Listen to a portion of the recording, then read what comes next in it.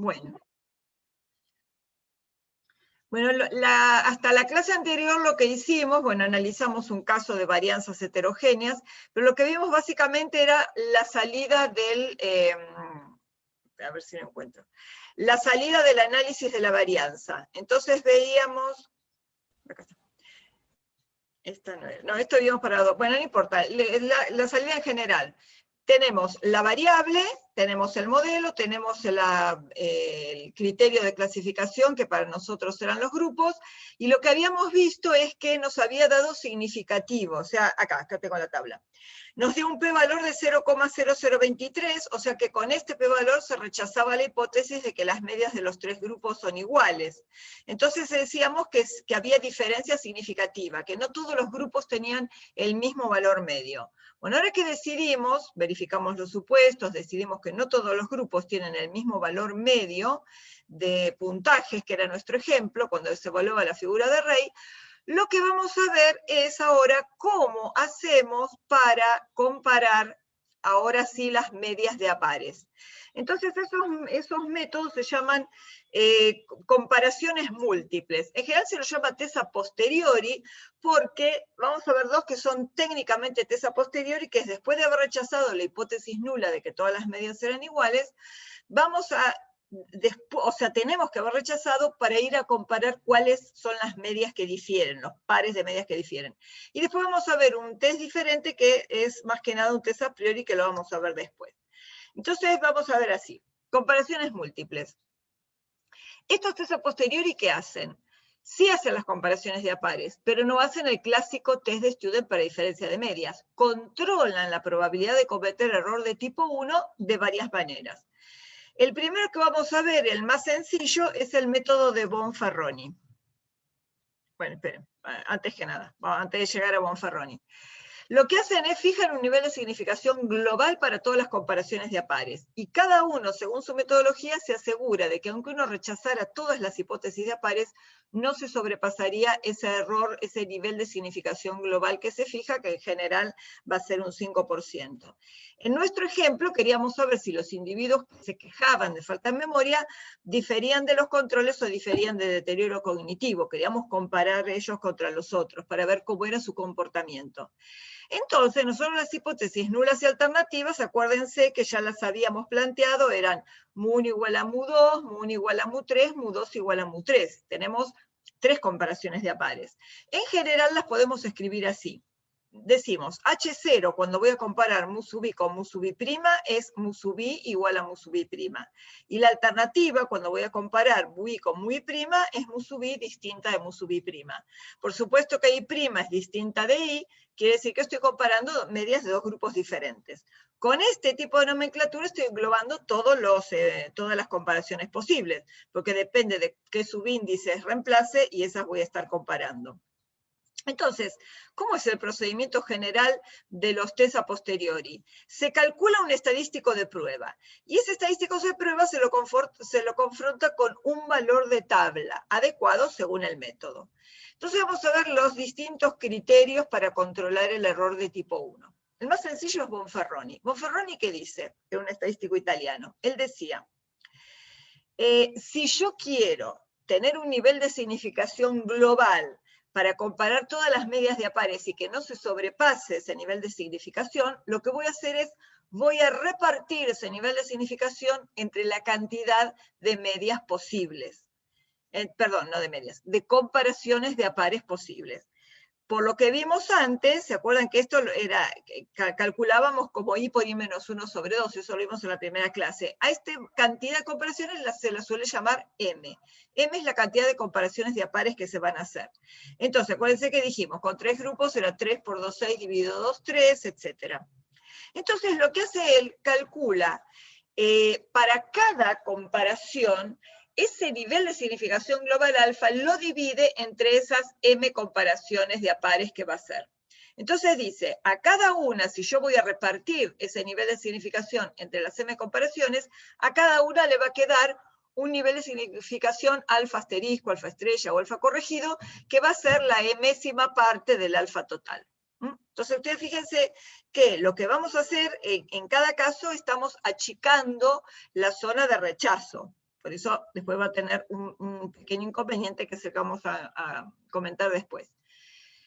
La idea es, yo voy a usar ese nivel de significación corregido, pero necesito, como las hipótesis tenían la forma muy menos muy prima igual a 0 contra distinto de 0, necesito un estimador de mu sub i menos mu sub i prima.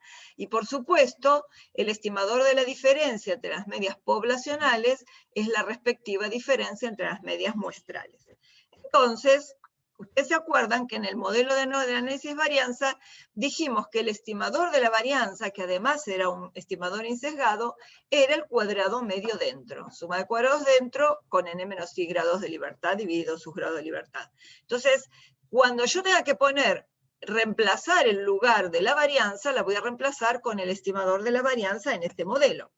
Entonces, ustedes acuérdense que habíamos visto la distribución de la diferencia de medias. La habíamos visto con la x barra, ¿se acuerdan? X barra 1 menos x barra 2 dividido, cuando decíamos que la varianza era común, sacábamos sigma cuadrado factor común de 1 sobre n1 más 1 sobre n2, cuando vimos test de Student para diferencia de medias. Bueno, acá es lo mismo, solo que las variables se las llaman y en vez de x, o sea, tenemos i sub i punto barra menos i sub i prima punto barra, y en el lugar donde iría la varianza se pone el estimador de la varianza según el modelo de ANOVA, o sea, el cuadrado medio dentro. Y acá nos va a quedar 1 sobre ni más 1 sobre ni prima. Y esto tiene una distribución t con n menos i grados de libertad, porque acuérdense que a la t, quien le daba los grados de libertad era el estimador de la varianza. Por eso esta t tiene n menos i grados de libertad, porque para calcular el cuadrado medio dentro lo dividimos por n menos i. Ahí está la flechita de correspondencia. ¿Cuándo rechazaré? Rechazaré con nivel de significación global, alfa, si el valor absoluto de este estadístico supera el valor de tabla de t.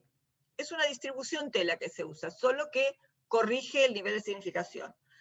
Si ustedes hacen un test de estudio en común, tienen alfa sobre 2, n1 más n2 menos 2. Pero acá, este alfa sobre 2, acá este alfa es el alfa corregido, estrella, es alfa sobre m, por eso tengo una m más en el denominador. Vamos a ver cómo se calcula el valor de tabla. ¿Está bien? Y con los grados de libertad, por supuesto, n menos i.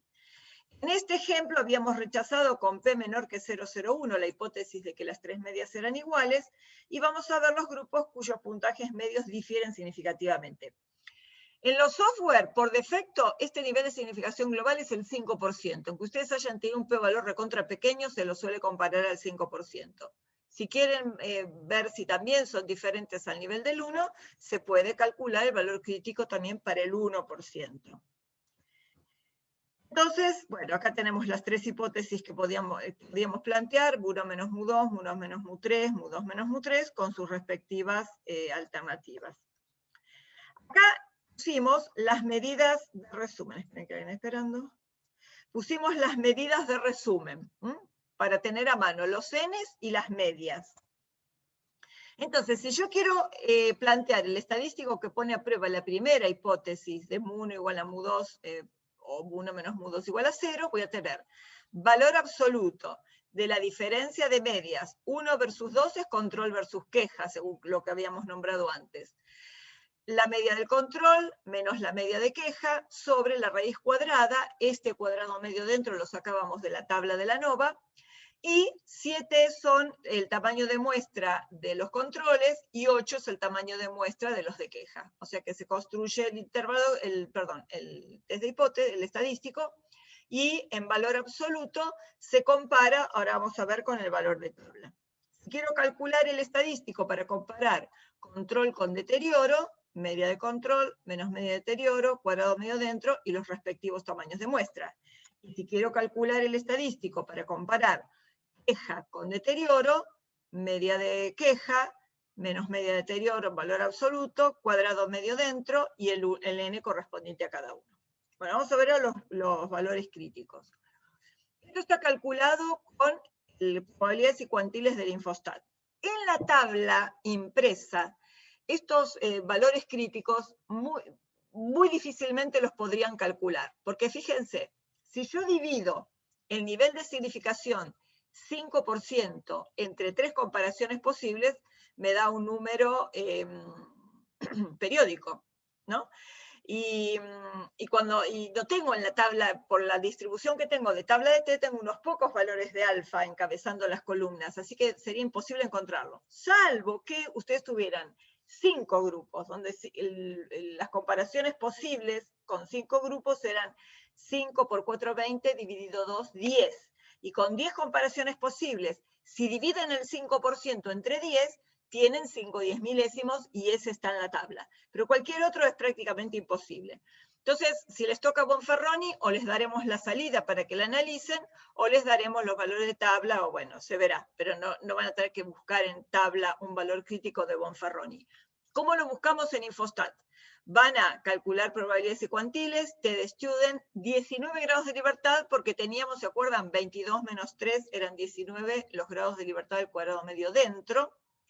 Y acá, fíjense que acá el probabilidades y cuantiles del Infostat no tiene para 2 colas, tiene la cola derecha. Entonces, esta cuenta 0,00833 es así. Es 5% repartido entre 2 colas y corregido a dividir por 3, porque son 3 comparaciones posibles. Así que si hacen 0,05 dividido 6, es porque están calculando solo la cola derecha. Y si hacen esa cuenta, da este 0,008333. Acá le pueden poner todos los decimales que quieran. Bueno, cuando le ponen esto y le ponen calcular, el valor crítico es 2,625, que está anotado acá. ¿Ven? 19 grados de libertad y alfa sobre 2 por m. Si quieren al 1%, 1% dividido 2 y dividido 3 es 0,00166 periódico. Si ponen la T con 19 grados de libertad y la probabilidad o sea, el área de la cola derecha y ponen calcular, el valor crítico da 3,354. ¿Ok?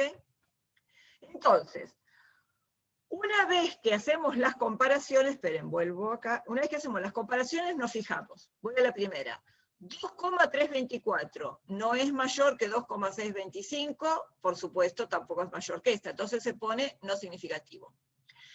Para este estadístico, 4,111 es mayor que el valor crítico para el 5%, o sea que el valor de tabla para el 5%, y también mayor que el del 1%, o sea que estos dos asteriscos indican que la diferencia es muy significativa.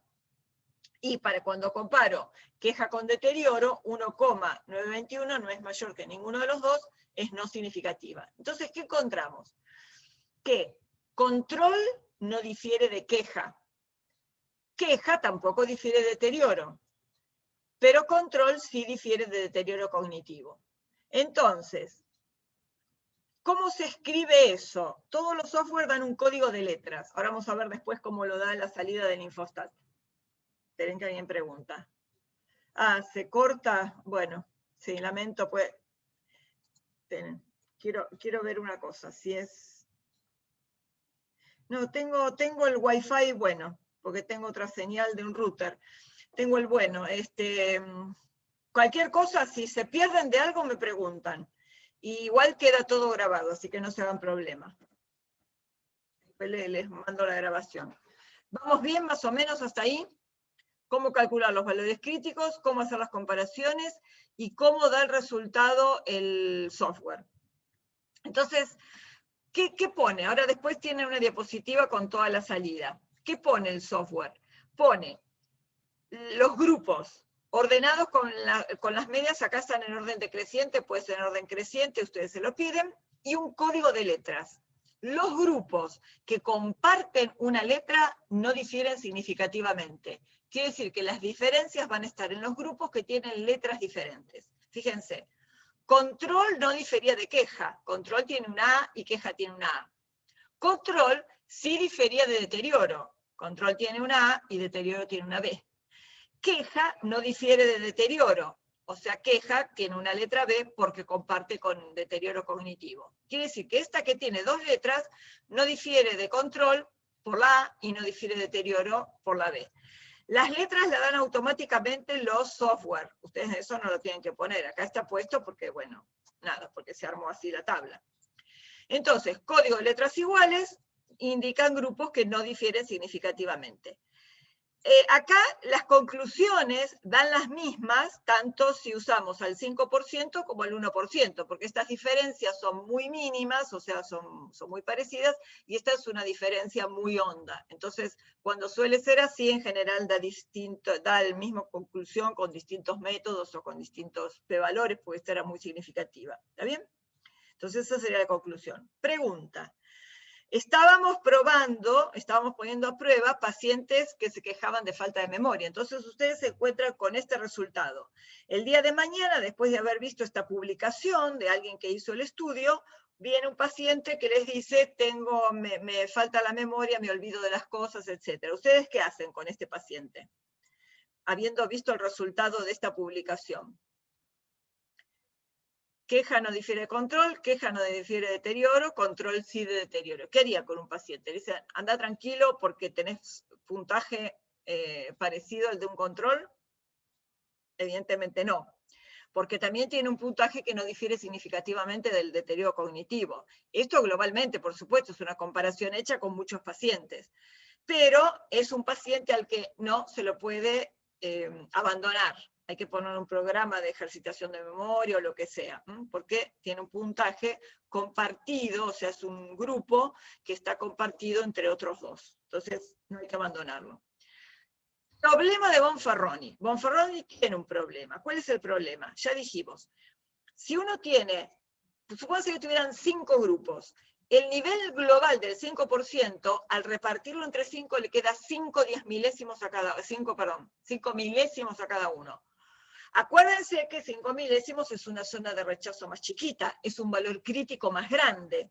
Entonces, si ustedes tienen un valor crítico más grande, al estadístico le va a costar mucho llegar a la zona de rechazo. Entonces, un test así va a perder un poco de potencia. Hay muchas publicaciones que critican a Bonferroni porque dicen justamente que es un test poco potente. Entonces, la mejor situación en que uno puede aplicar Bonferroni es esta.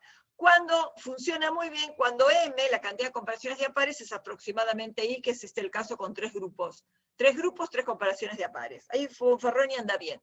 Si tuviera más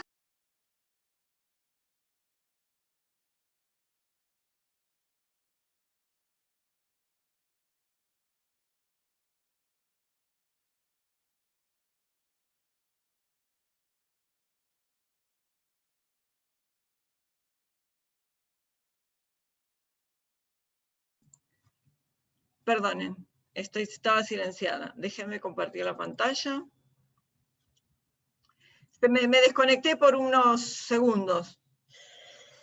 Bueno, entonces, ¿llegaron a escuchar esto? Si el Bonferroni funciona muy bien cuando M es aproximadamente I, o sea que en el caso de 3 grupos, tenemos 3 comparaciones de a pares, es el caso ideal para aplicar Bonferroni. Si son más, después se puede hacer un poquito problemático.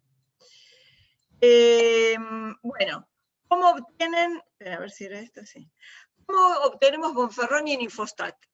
Después que ustedes hicieron, pasaron la variable puntaje a variables, pasaron la variable grupo a clasificación. Me parece que es inestable, bueno. Hay una solapa que no habíamos visto, que es comparaciones. Perdón. Sí. Habías dicho que era poco potente. Claro. Cuando tenemos... Cuando habías dicho que era poco potente, Ahí se cortó. Cuando tenemos muchos grupos a comparar, Bonferroni se hace poco potente, porque es más difícil rechazar. Porque cuando ustedes tienen muchos grupos, la zona de rechazo se hace más pequeña. ¿Sí? Acuérdense que si hacen 5% repartido entre 10 comparaciones posibles, si tuvieran 5 grupos, el valor crítico se va a hacer muy grande, porque se achica mucho la zona de rechazo. Entonces, les resulta muy difícil al estadístico llegar a la zona de rechazo y necesitan estadísticos más grandes. O sea, pierden un poco de potencia, que es la crítica que se le hace en alguna bibliografía al método Bonferroni, que pierde potencia cuando hay muchos grupos a comparar. ¿Cómo lo obtienen? Acá. Hacen un clic en Bonferroni en esta solapita de comparaciones, automáticamente se tilda mostrar media según grupo. Sí, ya me desilencié, chicos. Salí y volver a entrar, no sé, ¿alguno se fue? Bueno, igual que está grabado, así que queda grabado. Se tildan las medias según grupo, el nivel de significación por defecto es el 5%, pueden poner otro, 10, 001 o cualquier otro, y listo. Y la salida es esta. Fíjense que acá tienen la tabla de análisis de varianza y acá se les agrega el test a posteriori, Bonferroni con el nivel de significación que corresponda. Una cosa que después lo vamos a ver mejor en el test de Tukey, que se llama mínima diferencia significativa, ahora les voy a mostrar. El error es el que sale de la tabla de la ANOVA, 38,8759, que es 38,88 acá aproximado, los grados de libertad del cuadrado medio del error. Y el código de letras que vimos antes. Acá están hechos al revés. Deterioro, queja, control. Están hechos en orden creciente de sus medias. Y ven que acá siempre les dice, medias con una letra común no son significativamente diferentes. P mayor que 0,05. Y acá, esto está calculado así. Esto es, el valor de tabla 2,625, que es el que habíamos calculado acá, 2,625, multiplicado por la raíz cuadrada de, en vez de hacer cuadrado medio dentro por 1 sobre NI más 1 sobre NI prima, hizo un promedio entre los tamaños de muestra. No es una media aritmética, ahora en el otro método les voy a mostrar, es una media armónica. Después van a ver cómo se calcula. Calcula la media armónica, es como si todos los grupos tuvieran un tamaño 7,3, entonces 1 sobre 7,3 más 1 sobre 7,3 es 2 sobre 7,3, y el error estándar sería este. El valor crítico, ¿qué ventaja tiene promediar los n's? Es que esta mínima diferencia significativa no depende... Esta diferencia significativa no depende del par de medias que comparan, solo lo único que va a cambiar van a ser las medias. Pero si todos los n son iguales, esto no depende de la comparación. En el método que viene, no sé por qué no lo puse antes, bueno, está explicado cómo se obtiene la mínima diferencia significativa. Entonces, la ventaja es que con esta diferencia lo que se comparan es las diferencias de medias contra este valor crítico, constituido por el valor de tabla y el error estándar, donde se promedian los n's. ¿Está bien? Así obtienen Bonferroni. El método de Tukey, o tradicionalmente llamado de la mínima diferencia significativa, lo diseñó Tukey, acuérdense que fue en la época que no existían las computadoras y que se hacían las cuentas a mano, a lo sumo con una calculadora. Entonces, Tukey lo diseñó para cuando los tamaños de muestras eran iguales y se podía simplificar de la forma que simplificamos, que el Infostat simplificó antes la comparación para Bonferroni.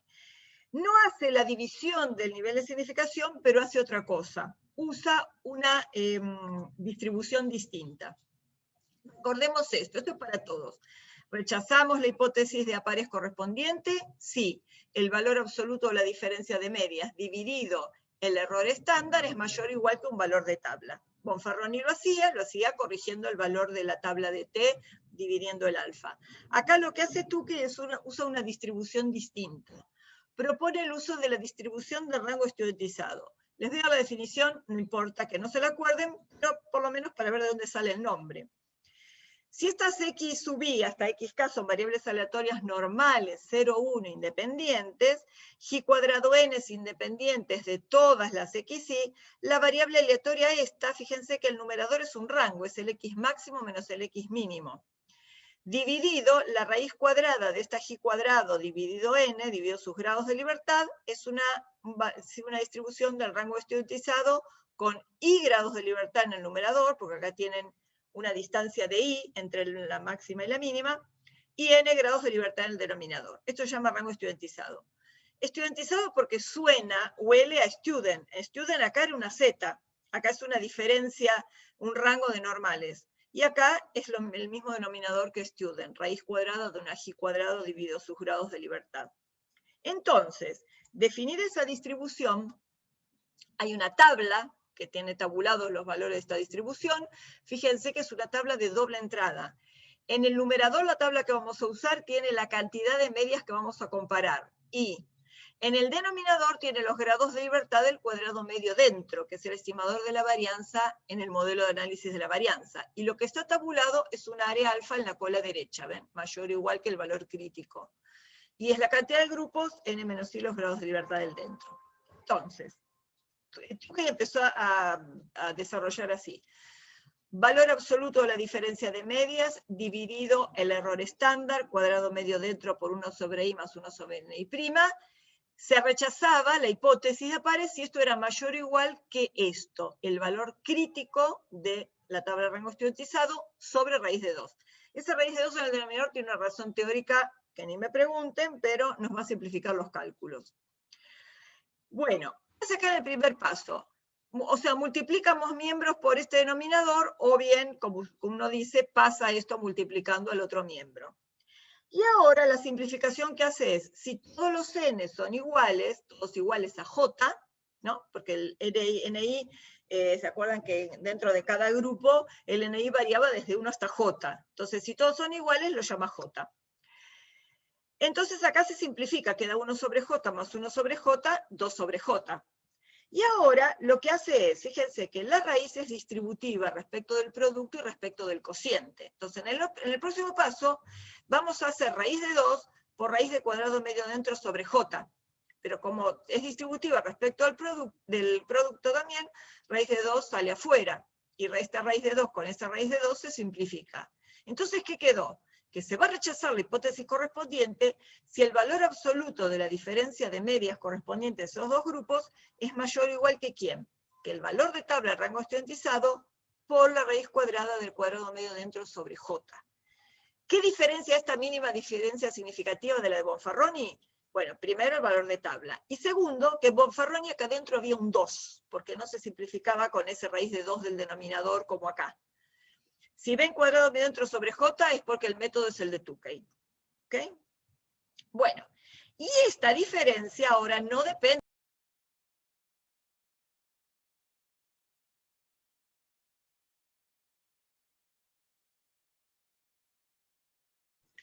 Volví, iba a ir a resetear el módem, pero sigo, ya que está. Si en un momento se corta mucho, lo reseteo y vuelvo a empezar.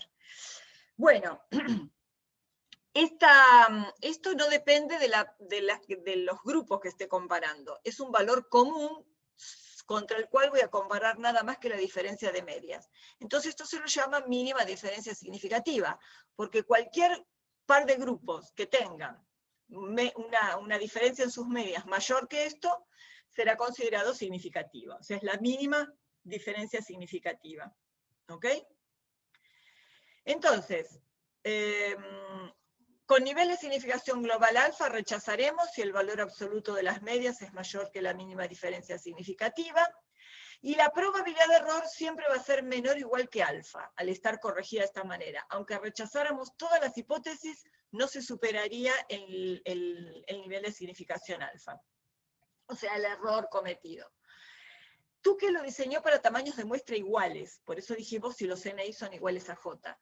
Pero si no son iguales, promedia esos tamaños de muestra en una fórmula que se llama media armónica. Siempre en general con los métodos estadísticos los n se promedian haciendo medias armónicas. ¿Qué es la media armónica? Miren esta fórmula. No es tan difícil. ¿Qué pasa si yo hago 1 sobre n1 más 1 sobre n2 más etcétera más 1 sobre n sub i? Lo que estoy haciendo, tengo i sumandos. Si esos sumandos los divido por i, estoy haciendo un promedio. Pero el promedio sería un promedio de las inversas de los n, y lo tendría en función de las inversas, tendría un 0, que no me sirve. Para que sea un promedio de los n, tengo que hacer la inversa de eso. Entonces, esto es la inversa del promedio de los inversos, dicho en crudo, en palabras, ¿no? Entonces, si ustedes hacen esta cuenta, están promediando los n sub i en una media que se llama armónica. Fíjense, en este ejemplo es 3, porque tengo 3 grupos, sobre un séptimo más un octavo más un séptimo, que eran nuestros tamaños de muestra. Y acá tengo 3 sumandos, así que si yo hiciera esto dividido 3, sería un promedio. Y al hacer la inversa lo tengo en términos de tamaño de muestra. O sea que mi promedio, mi media armónica de los n, es 7,3. Esto es un extracto de la tabla de la distribución del rango estudiantizado. Fíjense que dijimos, en el numerador va la cantidad de medias que comparamos. Cantidad, acá son 3 porque tenemos 3 grupos.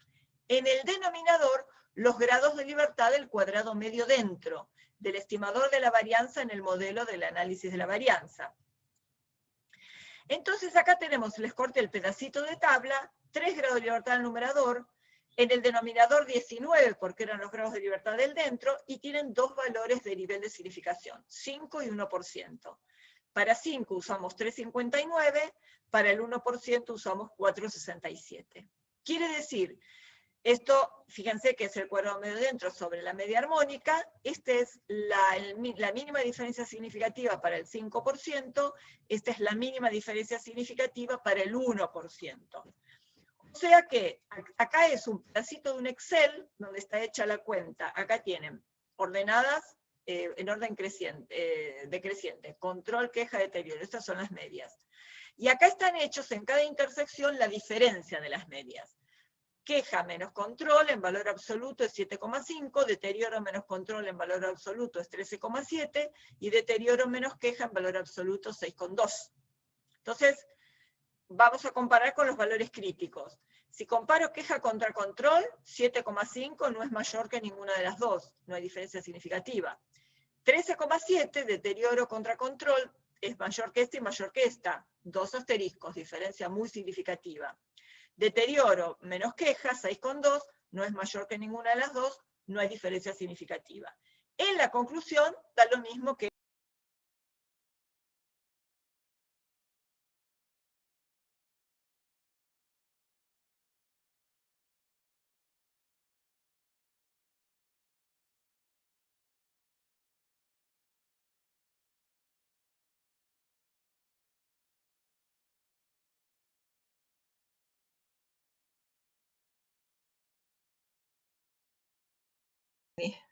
ya está.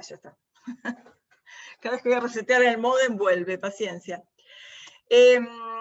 Entonces, acá se obtienen las mismas conclusiones que con Bonferroni. ¿Cómo lo hacemos en Infostat? Igual, en la solapa de comparaciones, en vez de Bonferroni, cliqueamos Tukey y le damos a aceptar, y acá tenemos en la salida la mínima diferencia significativa. Esperen. Ya, sí, a mí también. Es que la señal se me corta a mí, me parece. ¿Le puedo hacer una pregunta? Sí, dale. No termino de entender qué es la mínima diferencia significativa. O sea, es la mínima diferencia que tiene que haber entre las medias de los tratamientos que estoy comparando, ¿como para qué? O sea, no entiendo. Para que sean consideradas diferencias significativas. Acordate que nosotros habíamos dicho... lo de las letras. Sí, las letras es una nomenclatura nada más. Sí. La idea es, cualquier diferencia de medias, o sea, cualquier par de grupos cuya diferencia de medias resulte mayor que esto, será considerada significativa. Entonces, las que resultaron, las diferencias de medias resultaron mayores que la mínima diferencia significativa, fueron consideradas diferentes. Por eso, como en queja y control no diferían, a queja y control se les puso una A. Como queja y deterioro no diferían, a queja y deterioro se les puso una B. Y como control y deterioro sí tenían una diferencia significativa, control tiene una A y deterioro tiene una B.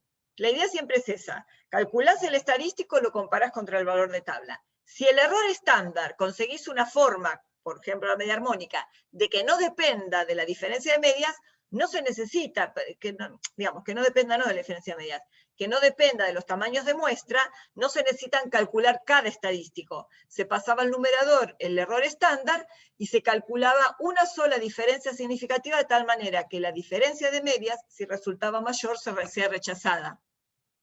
Esa es la idea de hacer una mínima diferencia significativa, simplificar los cálculos y no tener que calcular un estadístico de prueba por cada diferencia, por cada par de grupos que vas a comparar. ¿Tá? Es para independizarse de los tamaños de muestra.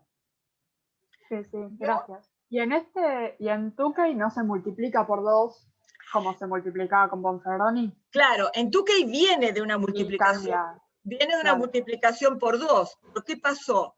Porque por este valor de tabla que se dividía por raíz de 2, en un momento este 2 que estaba acá adentro sale afuera y se simplifica. Por eso en Tukey solo quedó adentro cuadrado medio dentro sobre J. En los otros no. Cuando vos acá tenías el valor de tabla de T corregido por el criterio de Bonferroni, acá seguías teniendo el 2. 2 sobre J tenías. porque acá tenías una T corregida por el método de Bonferroni. Pero en Dunet no es el que viene. En Tukey, como esta raíz de 2 se simplifica, en la diferencia significativa mínima solo me quedó esto, el valor de tabla. Siempre tiene un valor de tabla por un error estándar. Claro, gracias, profe. Bien, entonces, acá está. La diferencia mínima significativa con el método de Tukey está calculada así. Valor de tabla de Tukey, el que buscamos antes, para el 5%. ¿Ven que acá dice alfa 005? Desde Tukey alfa 5%. El error siempre se saca de la tabla de la ANOVA y los grados de libertad también. Y acá tienen el valor de tabla, 359, que lo buscamos en la diapo anterior. Por esta cuenta, que es raíz de cuadrado medio dentro sobre la media armónica, esto da 8,285, que es esto aproximado al tercer decimal. ¿Ok? Bien. Este método, que se llama método de Dunet, es un método que yo les puse en negrita a priori. Infostat no lo hace, hay que hacer las cuentas uno, porque para los de Infostat es como un método viejo, así que no lo implementaron. La cuestión es un método útil en el sentido de que uno tiene ya de antemano, sabe que tiene un control, un estándar, algo de referencia con quien comparar. Nosotros acá tenemos un grupo control. Es un test a priori de comparaciones múltiples. Ustedes ya saben cuando planifican una experiencia que van a tener un grupo control o un grupo estándar contra el cual comparar el resto. Entonces, uno es el control y todos se comparan contra ese control. Entonces, el objetivo es comparar los I menos 1 tratamientos versus ese control, que sumado a ese control hacen los I totales. Y es la ventaja que se puede hacer de una cola. Por eso ustedes tienen 2 tablas de Dunet. Una tabla de Dunet de una cola y una tabla de Dunet de 2 colas. Las hipótesis cambian un poquito porque acá no tenemos muy con muy prima. Si podemos tener una de ellas va a ser un control. Mu sub i igual a mu control, mu sub i distinto de mu control. Y vamos a rechazar la hipótesis correspondiente de a pares si el valor absoluto de la diferencia de medias, sigue siendo una diferencia de medias, solo que acá siempre una va a ser en el control, dividido raíz cuadrada del cuadrado medio dentro por 1 sobre n i más 1 sobre n del control. Cambiamos la forma de escribirla nada más, pero la forma del estadístico siempre es igual. Acá la diferencia es que la voy a comparar con un valor de tabla que se llama T de Dunet. Si es bilateral, acá un distinto, busco en la tabla de 2 colas, o sea, escribo alfa sobre 2. I menos 1 porque son los I menos 1 versus el control, y N menos I porque son los del dentro. Si quiero hacer de una cola, porque yo ya sé, por ejemplo, que quiero ver si, por ejemplo, en este caso, quiero ver si los puntajes de queja y deterioro son menores que los del control. Entonces yo ya sé que voy a suponer que van a ser menores. Entonces lo puedo hacer de una cola. Entonces voy a tener mu sub i mayor que mu control o mu sub i menor que mu control, contrapuesto a la igualdad, por supuesto. Y rechazaremos la hipótesis correspondiente. Fíjense que esta cuenta es exactamente la misma. ¿Qué cambia? Cambia en la tabla que voy a usar. Esta llama T de Dunet alfa sobre 2 porque voy a buscar el valor crítico en la tabla de 2 colas. Este se llama T de Dunet alfa porque el valor crítico lo voy a buscar en la tabla de una cola. Esa es la única diferencia. ¿Cómo sé mayor o menor? Yo ya sé si es mayor o menor, porque uso el valor absoluto de la diferencia de medias. De nuevo, si todos los NI son iguales a J o si se calcula la media armónica, el denominador del estadístico no va a depender del par de comparaciones. Entonces también se pueden simplificar los cálculos. Entonces voy a rechazar la hipótesis correspondiente. Fíjense, ¿qué pasó acá? Este denominador que estaba acá, donde ya se puso 1 sobre J más 1 sobre J, 2 sobre J, pasa al segundo miembro a multiplicar el valor de tabla y acá de nuevo tenemos el 2. La única distribución donde simplifica es en Tukey, nada más. O sea que este va a ser mi valor crítico de Dunet. Vamos a ver en nuestro ejemplo. Supongamos que en este caso no queremos comparar queja con deterioro. Simplemente quisiéramos comparar si queja o deterioro tienen puntajes menores que el control. Pero no los comparo entre sí. Hacer Dunet excluye el resto de las comparaciones. Las alternativas van a ser mu 2, la media de queja menor que la media del control, y mu 3, la media de deterioro menor que la media del control. Esas van a ser las hipótesis alternativas. Acá les copié el pedacito de tabla de Dunet de una cola, porque pusimos comparaciones unilaterales. El valor crítico, si calculamos la media armónica, será, rechazaremos la diferencia de medias correspondientes si en valor absoluto es mayor o igual que el valor de tabla de Dunet multiplicado por este error estándar, cuadrado medio dentro por 2 sobre j y raíz cuadrada. ¿Cómo saco el valor de Dunet? Fíjense. ¿Por qué tenemos 2 grados de libertad en el numerador? Porque eran 3 grupos menos 1. O sea, los 2 grupos restantes comparados contra el control. 3 menos 1, 2. Y acá los grados de libertad del cuadrado medio dentro, que eran 19. Para el 5% el valor crítico es 2,03, para el 1% 2,83. Pasemos al 5%, tenemos el valor crítico 2,03 por el error estándar, y el valor crítico, digamos, resultante es 6,625. Y ahora fíjense, ¿se acuerdan las medias? Queja menos control en valor absoluto era 7,5. Deterioro menos control en valor absoluto era 13,7. 7,5 es mayor que 6,625. Y 13,7 también es mayor que 6,625. ¿Qué pasó acá? Hay una diferencia que antes no la encontrábamos, que ahora sí, que es queja comparada contra control. Antes no había diferencia en control y queja. Pero no había diferencia porque, o sea, ahora sí, porque tenemos dos cuestiones. Tenemos una posibilidad de Dunet, que es hacerlo de una sola cola. Fíjense que con Tukey la mínima diferencia significativa da 8,285.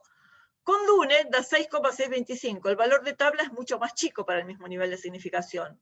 A pesar de que acá tenemos un 2 adentro, que acá no lo teníamos, no obstante, el valor de tabla es tan chico que el valor crítico se hace más chico. Entonces, eso sumado a la posibilidad de hacerlo de una sola cola, me lo hace mucho más efectivo en el rechazo. Entonces yo detecto una diferencia que antes no detectaba, porque ahora detecto que el grupo de queja difiere del grupo control. Acá tenemos el mismo Excel, pero comparado solo contra el control. ¿Por qué rechaza más? Bueno, por esa posibilidad de hacer una cola, y porque las diferencias que uno plantea son más específicas, son más dirigidas a los grupos contra el control. No hago el resto de comparaciones, ¿ok?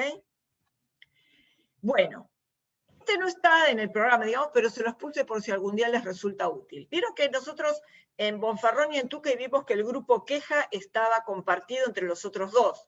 Hay una intersección entre grupos que a veces, si tenemos más grupos, resulta medio difícil de interpretar.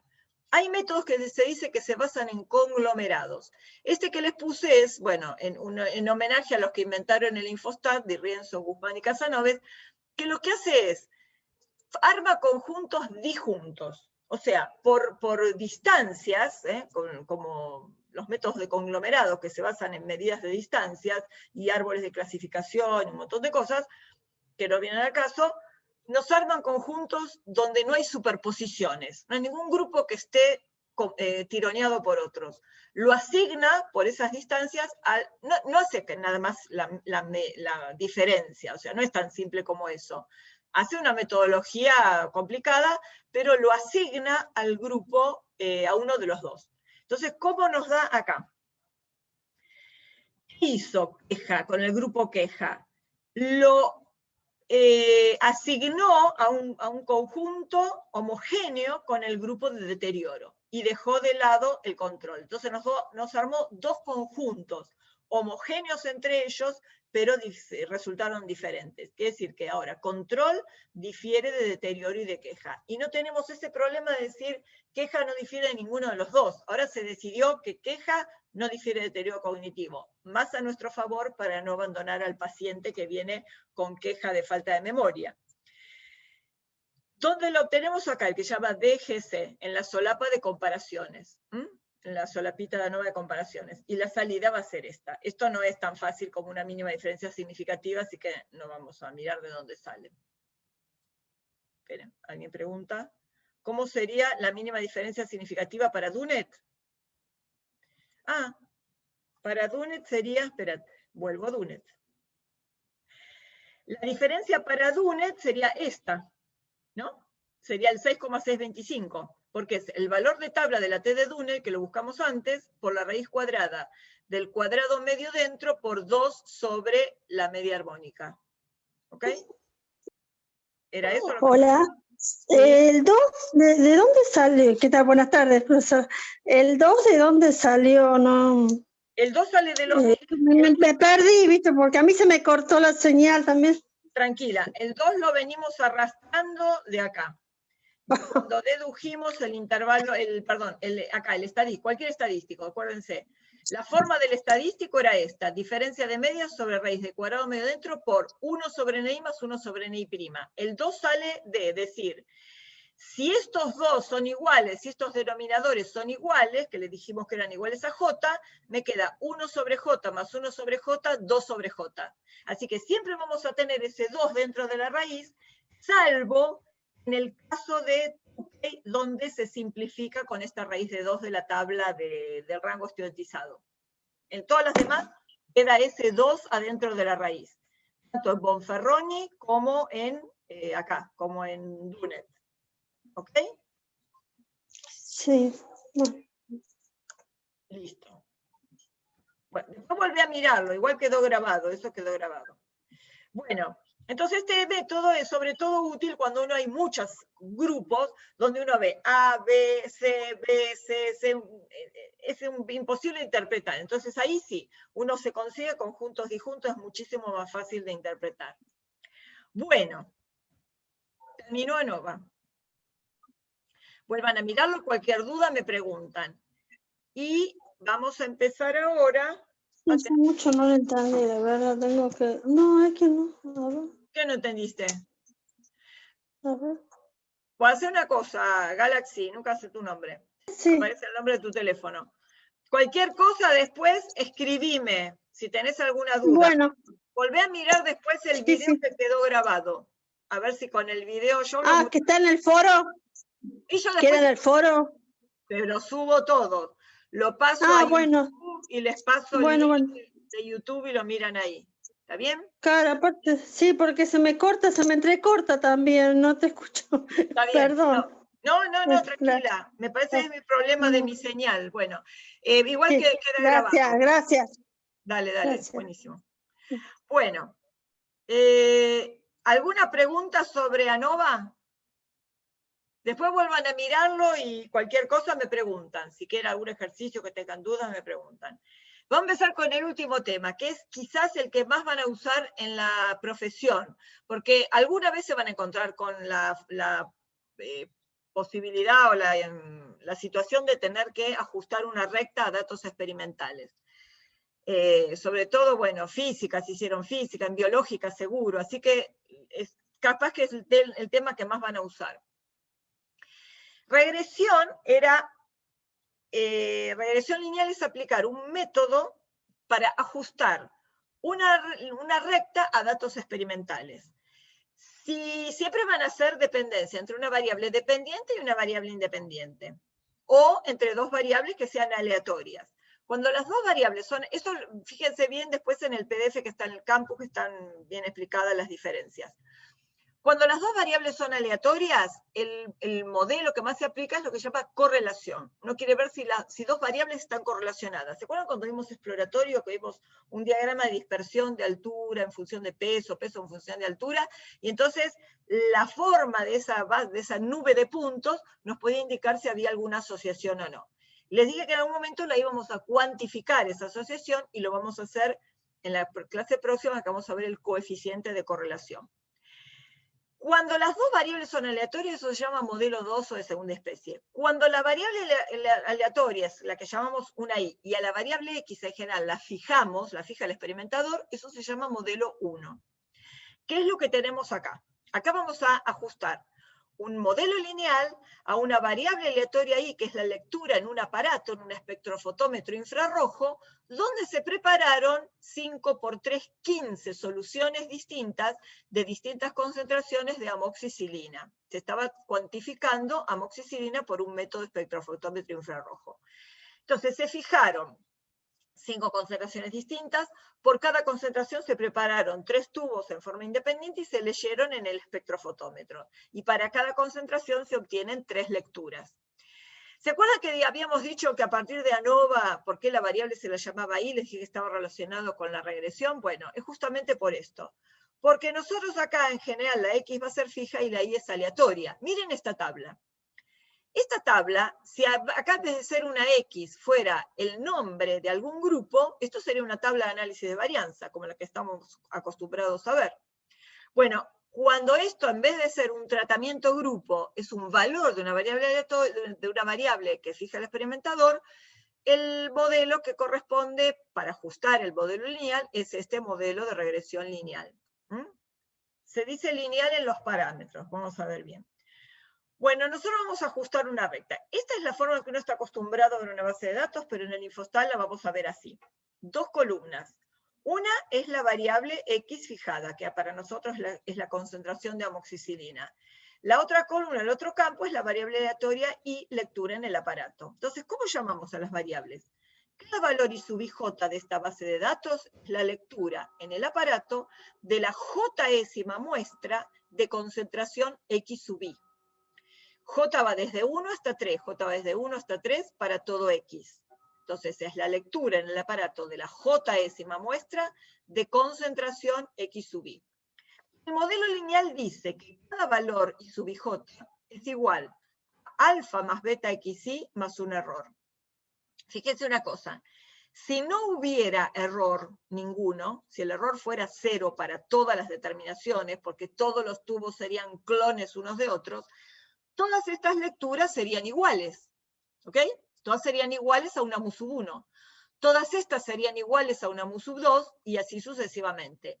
Y estas mu estarían sobre la recta de ecuación alfa más beta por xi. Eso de que las medias están sobre una recta lo vamos a ver después con un gráfico. ¿Está bien? Pero justamente estos no son iguales a mu sub 1 porque hay un error. Lo mismo con cada uno de estos. El error aleatorio tiene esperanza 0.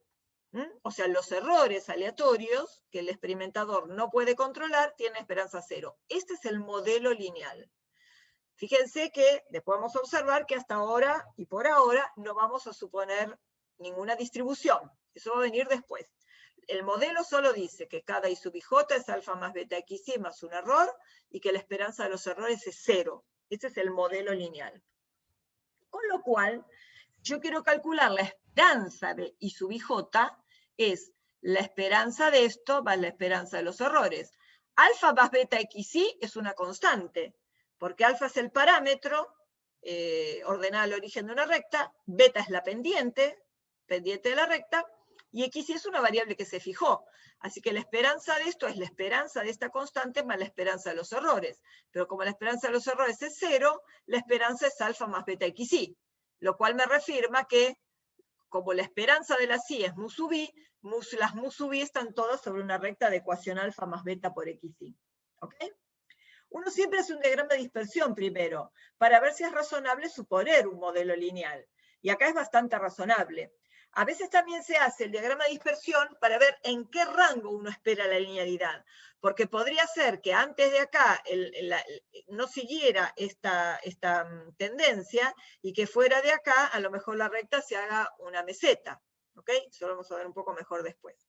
Entonces uno ve rango de linealidad. Y quiero ajustar la mejor recta a esta nube de puntos. Entonces uno dice, bueno, ¿cuál es el mejor criterio para ajustar una recta? La recta que mejor ajusta es la que pasa lo más cerca posible de todos los puntos. O sea, que la que tiene menor distancia a todos los puntos. ¿Dónde se mide la distancia?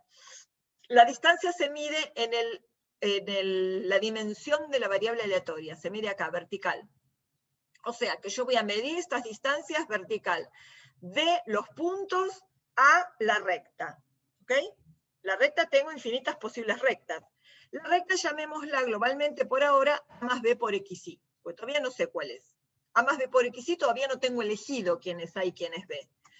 Pero si yo voy a medir esas distancias, los puntos azules son los observados y los puntos rojos serían los puntos teóricos sobre la recta que todavía no sé cuál es. Pero si yo la llamo la recta A más B por XI, la ordenada de los puntitos rojos se llamaría A más B por XI. Entonces, ¿cómo son las distancias de los puntos sobre la recta? I sub IJ menos A más B por XI. ¿Está bien? Para cada punto tengo esas distancias verticales. Ahora, fíjense una cosa. Si esta es la recta promedio que pasa lo más cerca posible promediando todos los puntos, ¿Qué les parece si yo hago I sub IJ menos A más B por XY y lo sumo para todos los puntos, los que están por arriba y los que están por abajo? ¿Cuánto me daría la suma esta?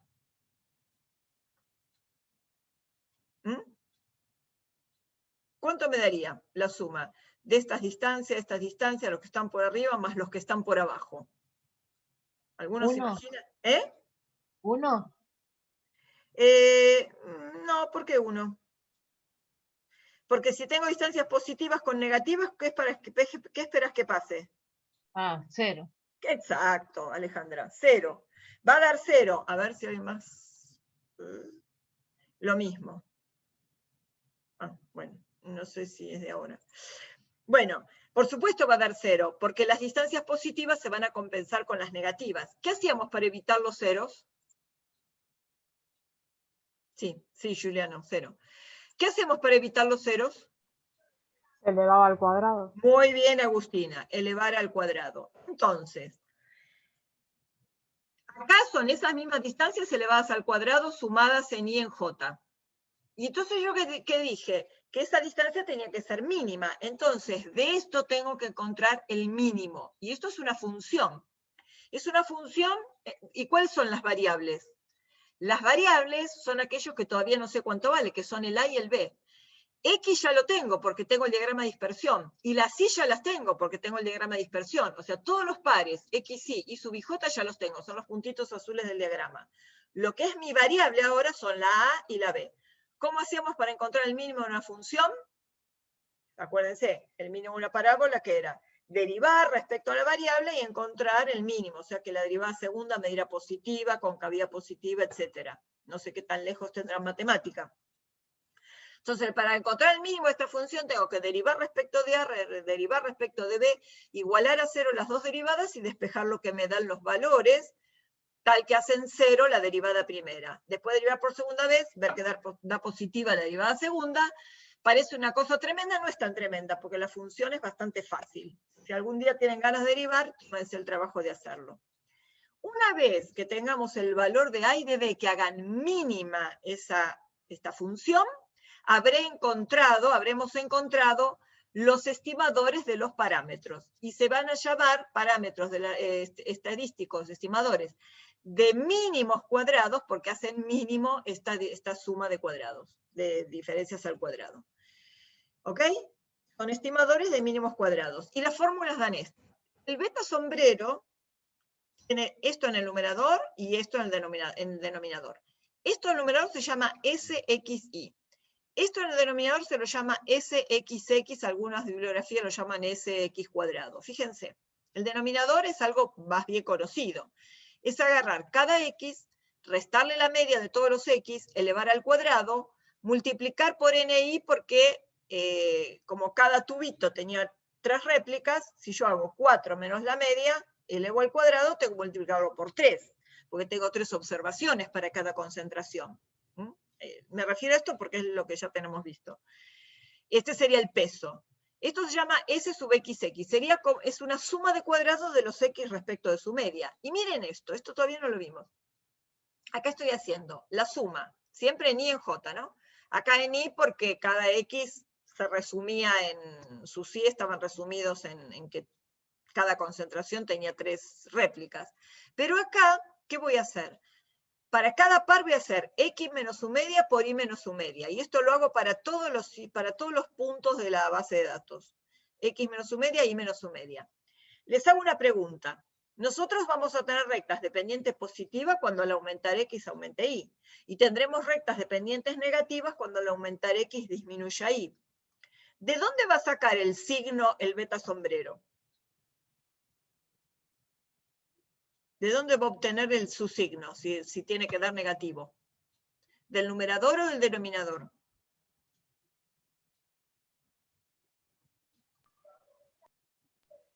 Numerador. Muy bien, Agustina, del numerador, porque el denominador es una suma de cuadrados, esto va a dar siempre positivo. Esto no va a dar siempre positivo, ahora vamos a ver cuándo da positivo y cuándo da negativo.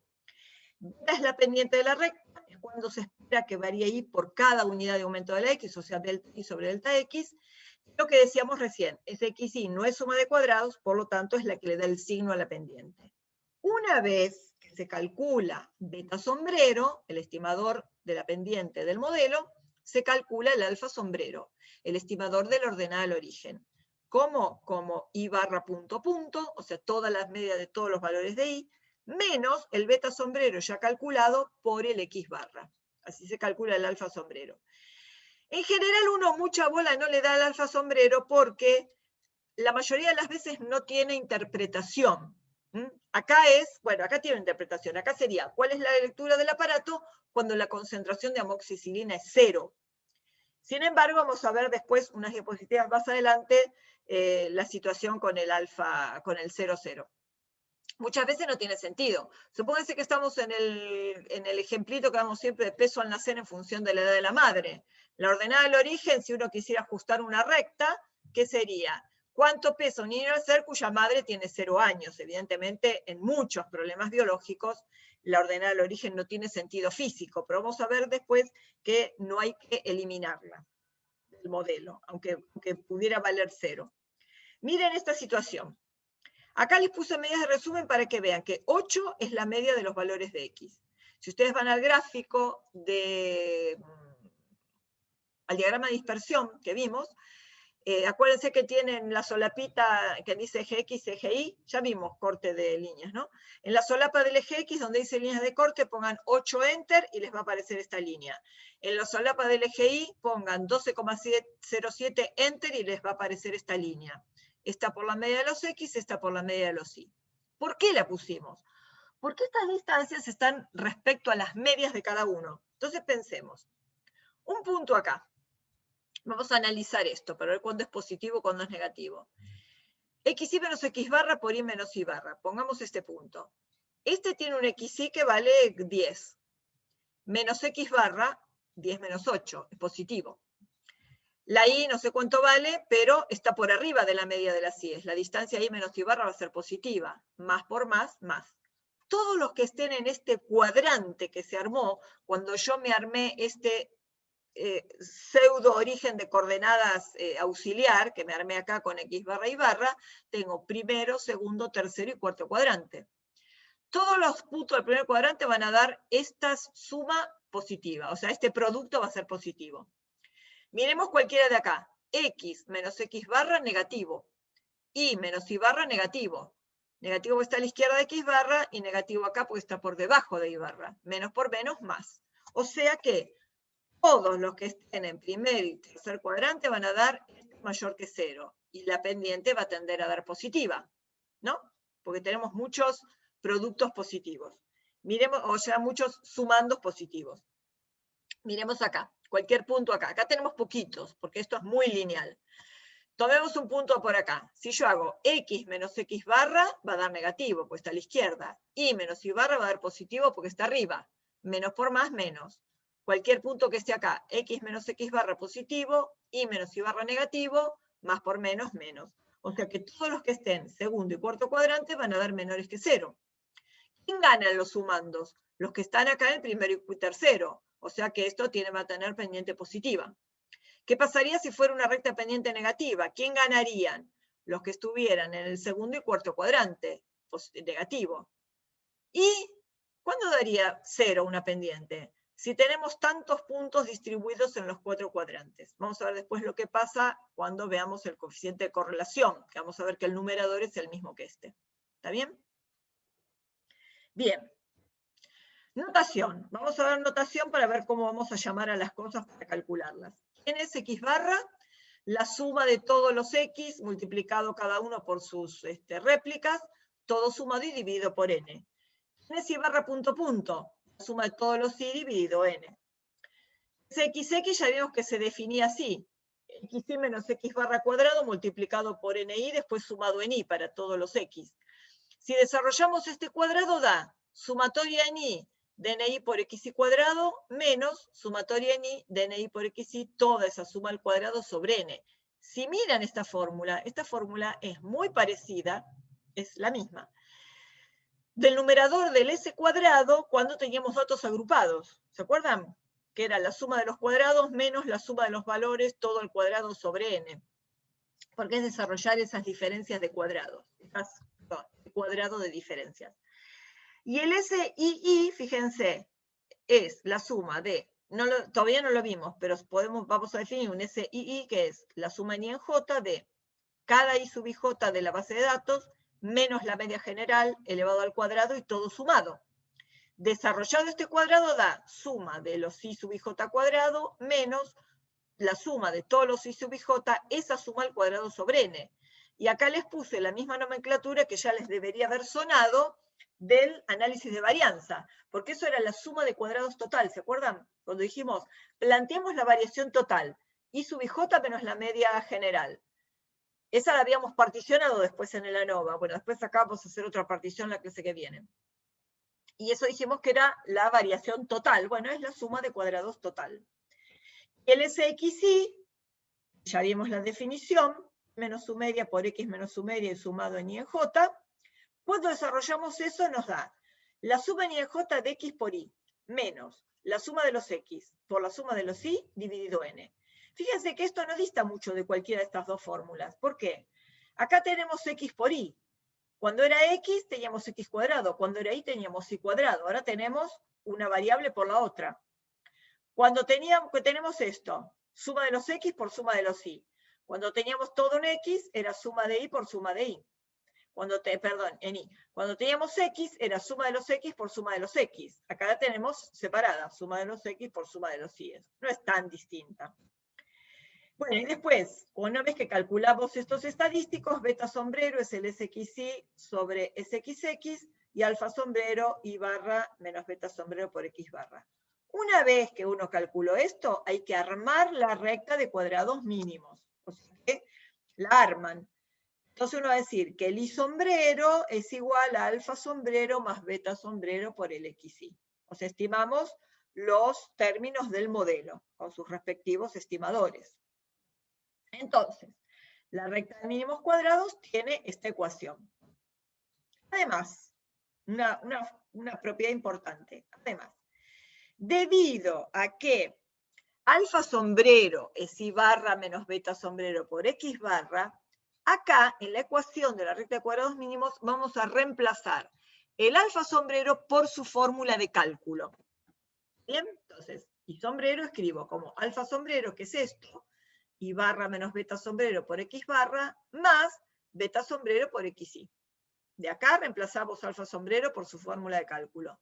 ¿Y acá qué nos quedó? Dos términos que tienen un factor común beta sombrero. Entonces, acá ¿qué hicimos? Y barra punto punto menos beta sombrero que sale factor común de XY menos X barra. Y miren qué cosa interesante.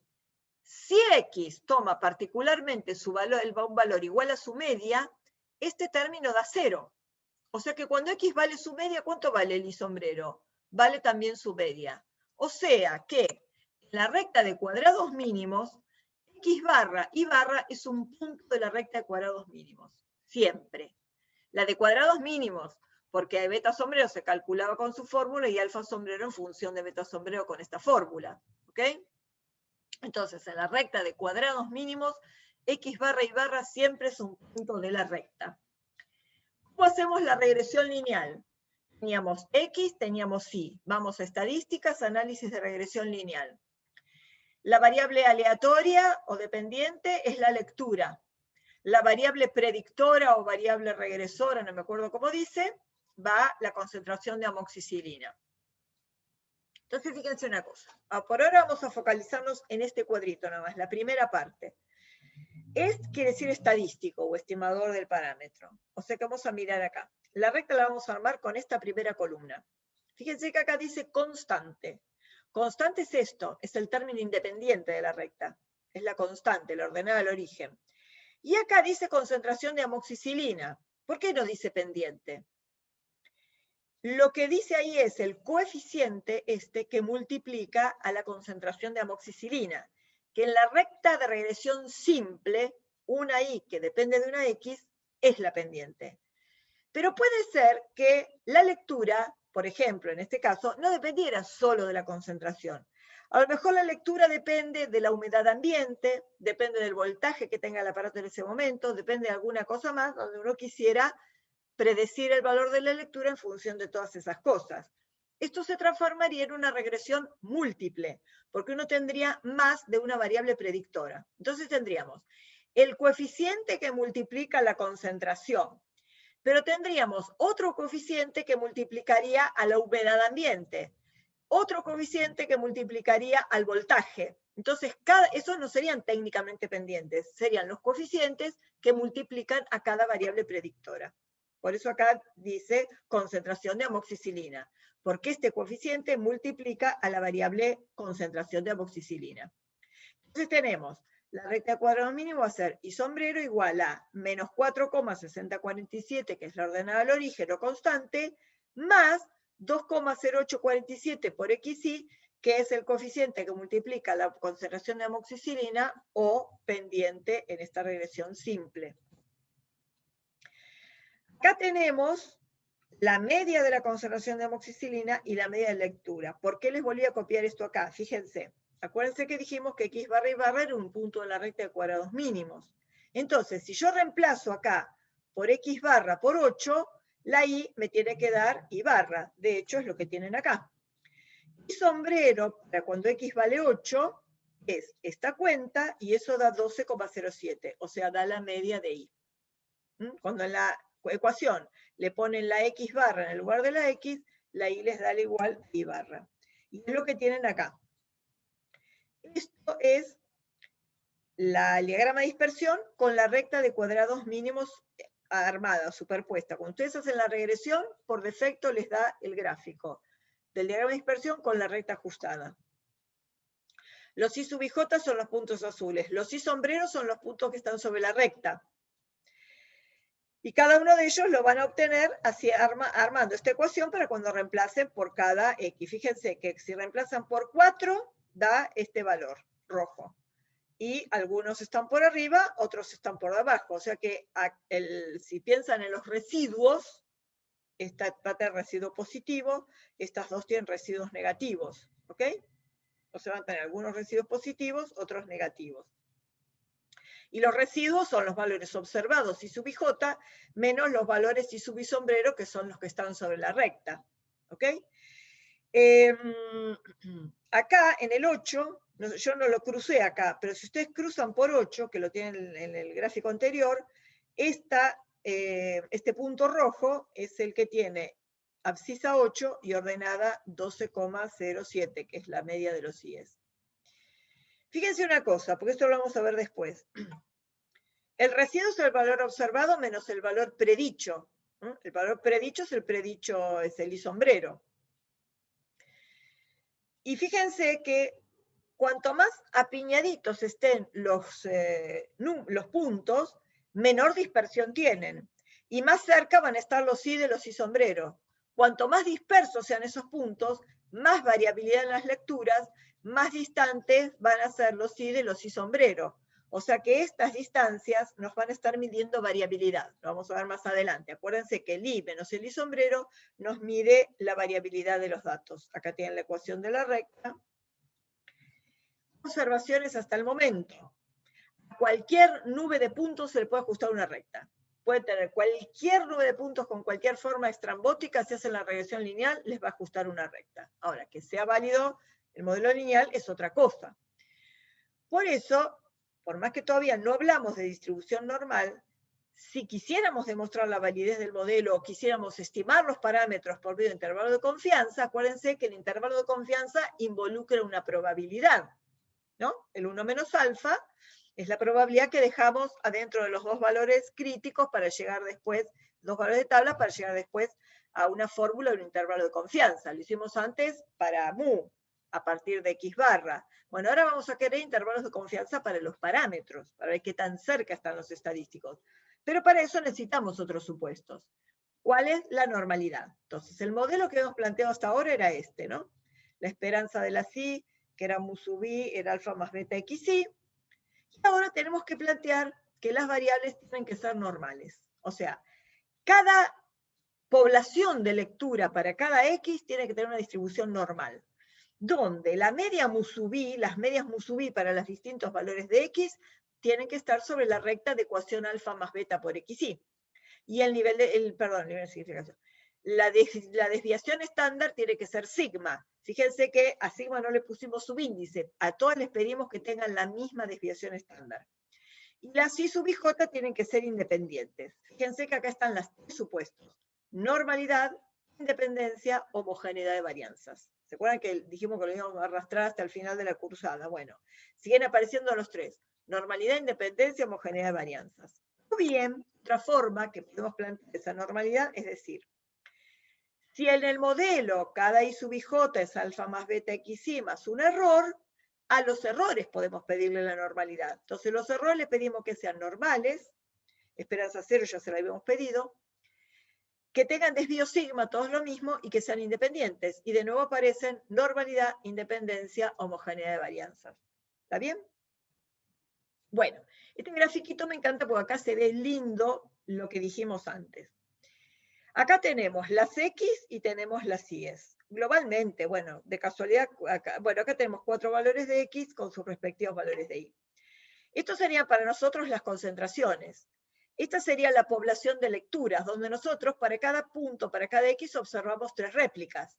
Pero esas 3 réplicas que observamos son muestras pequeñas de una población de valores de lectura para cada X, que tiene distribución normal. Por eso acá en el tercer eje tenemos la función de densidad de la Gauss. Distribución normal, ¿ok? La esperanza es la mu de I cuando X toma la primera concentración. Para la otra concentración también observamos 3 lecturas, pero son 3 observaciones de una variable I que tiene distribución gaussiana, donde su esperanza está sobre la recta. Fíjense que la recta tiene ecuación alfa más beta por X. Para otra concentración, otra distribución de Gauss, donde observamos 3 valores de esta variable que tiene toda una distribución de valores con su esperanza sobre la recta y lo mismo para cada una. Fíjense que la homogeneidad de varianzas está dada en el hecho de que todas las curvas rojas tienen la misma dispersión. A todas les pedimos que tengan varianzas homogéneas, que todas las mu estén sobre la recta. Y de cada una de estas poblaciones nosotros observamos una pequeña muestrita. Acá es cómo expresamos la función de densidad. Como la variable aleatoria es la I, la expresamos en función de I. Entonces, la función de densidad para la variable I, cuando fijamos la X en un determinado valor, es 1 sobre raíz de 2 pi por sigma cuadrado, por E a la menos un medio, y acá adentro teníamos la variable estandarizada. ¿Se acuerdan? Antes era X menos mu sobre sigma. Ahora es cada I menos mu sub I, las mu que están sobre la recta, sobre sigma elevado al cuadrado. O sea que esa es la función de densidad de todas estas. Fíjense que sigma es constante. Se le pide homogeneidad de varianzas. Bajo estas condiciones, bajo estos supuestos, beta sombrero, que es un estimador de beta, que es variable aleatoria, porque todos los estadísticos son variables aleatorias, beta sombrero tiene distribución normal. La esperanza es beta. La desviación estándar es la raíz cuadrada de la varianza sobre el SXX. ¿Sí? Alfa sombrero también es variable aleatoria. También tiene distribución normal, su esperanza es alfa. Y la desviación estándar, además de tener el sigma cuadrado sobre el SXX, tiene suma en I de los NI por XI cuadrado dividido N. Estos datos los tienen en la tabla, al final de la tabla tienen una tabla de fórmulas, al final de las tablas estadísticas. Ahí tienen todas las fórmulas que necesiten. Fíjense, la esperanza beta sombrero es beta, la esperanza alfa sombrero es alfa, que son estimadores sesgados de sus respectivos parámetros, porque la esperanza es igual al parámetro que está estimando. Y una cosa interesante es que ese XX está en el denominador de ambos, en el denominador de ambos errores estándar. Fíjense. Nosotros vamos a construir un intervalo de confianza para el parámetro beta. 2 cosas importantes, después vamos a volver a esta diapositiva. La distribución es normal, distribución simétrica. Sigma cuadrado no lo conocemos, vamos a encontrar su estimador. ¿Qué distribución vamos a usar para el intervalo de confianza? No el valor Z alfa sobre 2, sino un valor de tabla de la T, pero va a ser la distribución simétrica. O sea que va a ser beta sombrero más menos un valor de tabla de la T, que después vamos a ver de quién se trata, por el error estándar, donde en el lugar de sigma cuadrado va a ir su estimador. Después vamos a ver quién es. Y fíjense que esto le va a dar la longitud a los intervalos de confianza respectivos, y que el SXX está en el denominador. Entonces, ¿qué nos va a convenir? Que los SXX sean lo mayor posible. Entonces, si uno tiene un rango de valores de X para observar, si yo tengo que elegir, tengo una cantidad limitada de determinaciones a efectuar. Si tengo que elegir dónde voy a hacer más réplicas, no las voy a hacer cerca del centro. La mayor cantidad de réplicas las voy a hacer hacia los extremos, hacia los valores de X más alejados de su media, para que el SXX sea más grande, con el mismo costo, porque voy a obtener intervalos de confianza más cortos. ¿Se entendió? Puestos a elegir, si tengo que elegir a qué valores de X darle mayor peso, no va a ser a los más centrales, sino a los que estén más alejados de la media, para que el SXX me dé más grande y para que los intervalos de confianza me den un poco más cortos. Sombrero era alfa sombrero más beta sombrero por XY. Si yo le calculo la esperanza a esto, es la esperanza de alfa sombrero más beta sombrero por XY. Pero como son estimadores encejados, la esperanza de esta variable es alfa, la esperanza de esta variable es beta, y la esperanza de Y sombrero me da alfa más beta por XY. Y eso es mu sub I. ¿Y con quién estimo mu sub I? Lo estimo con los estimadores de los parámetros, con alfa sombrero más beta sombrero por XY. O sea que Y sub I sombrero, que es esto, es un estimador de mu sub I. Es un predictor de mu sub I, un estimador de mu sub I. Quiere decir que si yo quiero, para cualquier valor, quiero estimar cuánto vale mu sub I para cualquier valor que no haya sido observado, puedo usar esta recta de cuadrados mínimos.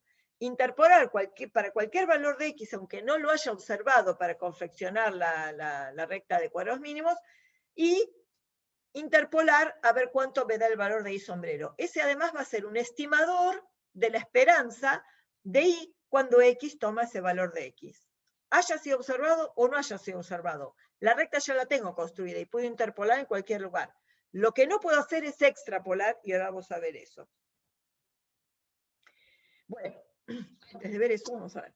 Si el modelo es adecuado, un buen estimador de la varianza poblacional, de cuánto varían los valores alrededor de la media, de la recta, es estas distancias. Dijimos, de los Y al Y sombrero. Estas distancias de Y sub IJ y sub I sombrero son una buena medida de qué variabilidad tengo de los datos alrededor de la recta.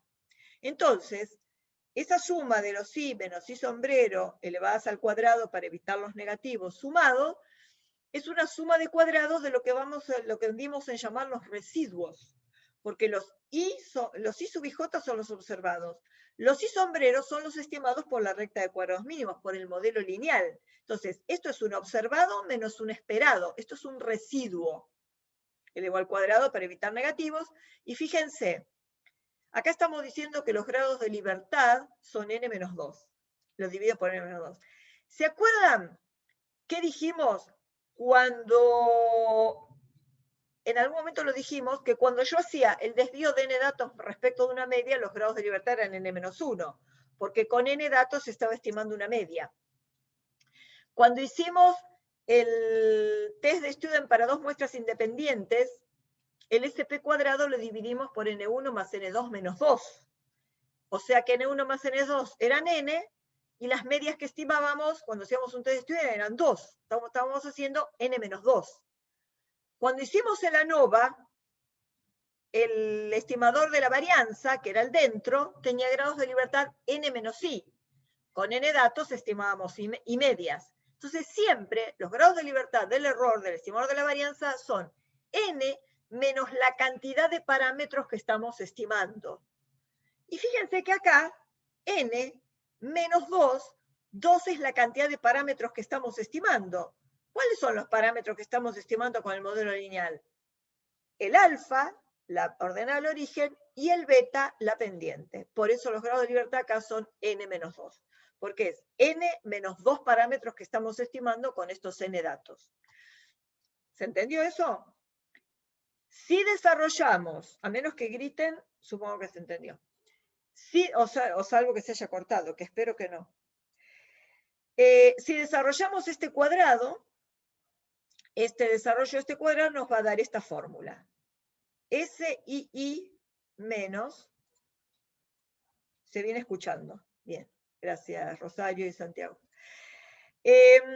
Si desarrollamos ese cuadrado, sí, hay que masticarlo, obviamente después van a tener que masticarlo bastante.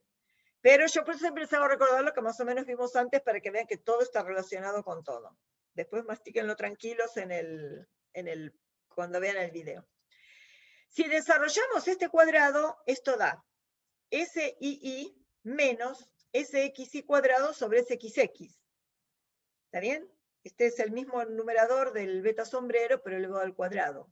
Después esta fórmula la vamos a volver a ver en la clase que viene al principio. Esta sería la fórmula desarrollada para calcular el cuadrado medio residual. Y este es el estimador de la varianza. No se van a acordar fórmulas ahora, lo que espero que entiendan más o menos, que vayan agarrando los conceptos que vamos viendo. Después sí los afianzan de nuevo. O sea que este es un estimador de la varianza. Si el modelo es adecuado, este es un buen estimador de la varianza. Y esto les puse ahí porque con n datos estimamos 2 parámetros. O sea que si el modelo es adecuado, la esperanza del cuadrado medio residual es sigma cuadrado. Es un dato más, que si el modelo es adecuado, el cuadrado medio residual es un estimador insesgado de la varianza poblacional, porque la esperanza coincide con el parámetro. Por supuesto que los intervalos de confianza que vimos antes, ahora lo vamos a ver. Esperen que saco el puntero, así puedo ir a la diapositiva anterior. ¿Se acuerdan que dijimos estimador, beta sombrero, más menos error estándar del estimador por el valor de tabla? Ahora sí ya sabemos cuál va a ser el valor de tabla, porque cuando yo reemplace el sigma cuadrado por el estimador, que es el cuadrado medio, no sé por qué, claro, me manda. Cuando reemplace el sigma cuadrado por el estimador es el cuadrado medio residual sobre el SXX. Y la T, acuérdense que toma los grados de libertad del estimador de la varianza.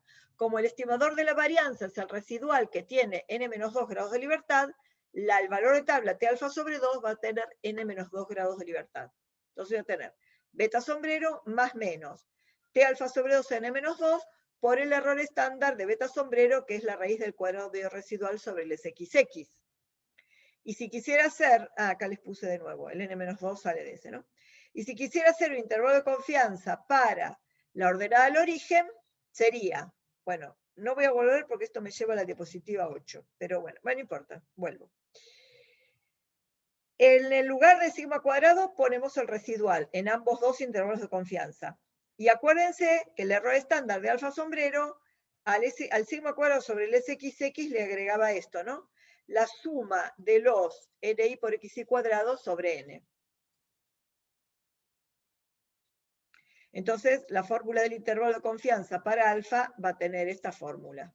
¿Ok? Bueno. Lo que seguía el estimador puntual era un intervalo de confianza. Y lo que sigue el intervalo de confianza didácticamente y lo que uno necesita, ¿qué es? Muchas veces es plantear una hipótesis acerca de algún valor de los parámetros. Entonces, a ver, bueno, se los pongo. ¿Por qué podría interesarme una hipótesis acerca del parámetro beta, la pendiente? ¿Por qué me interesaría una hipótesis beta igual a 0 contra beta distinto de 0? Beta es la pendiente.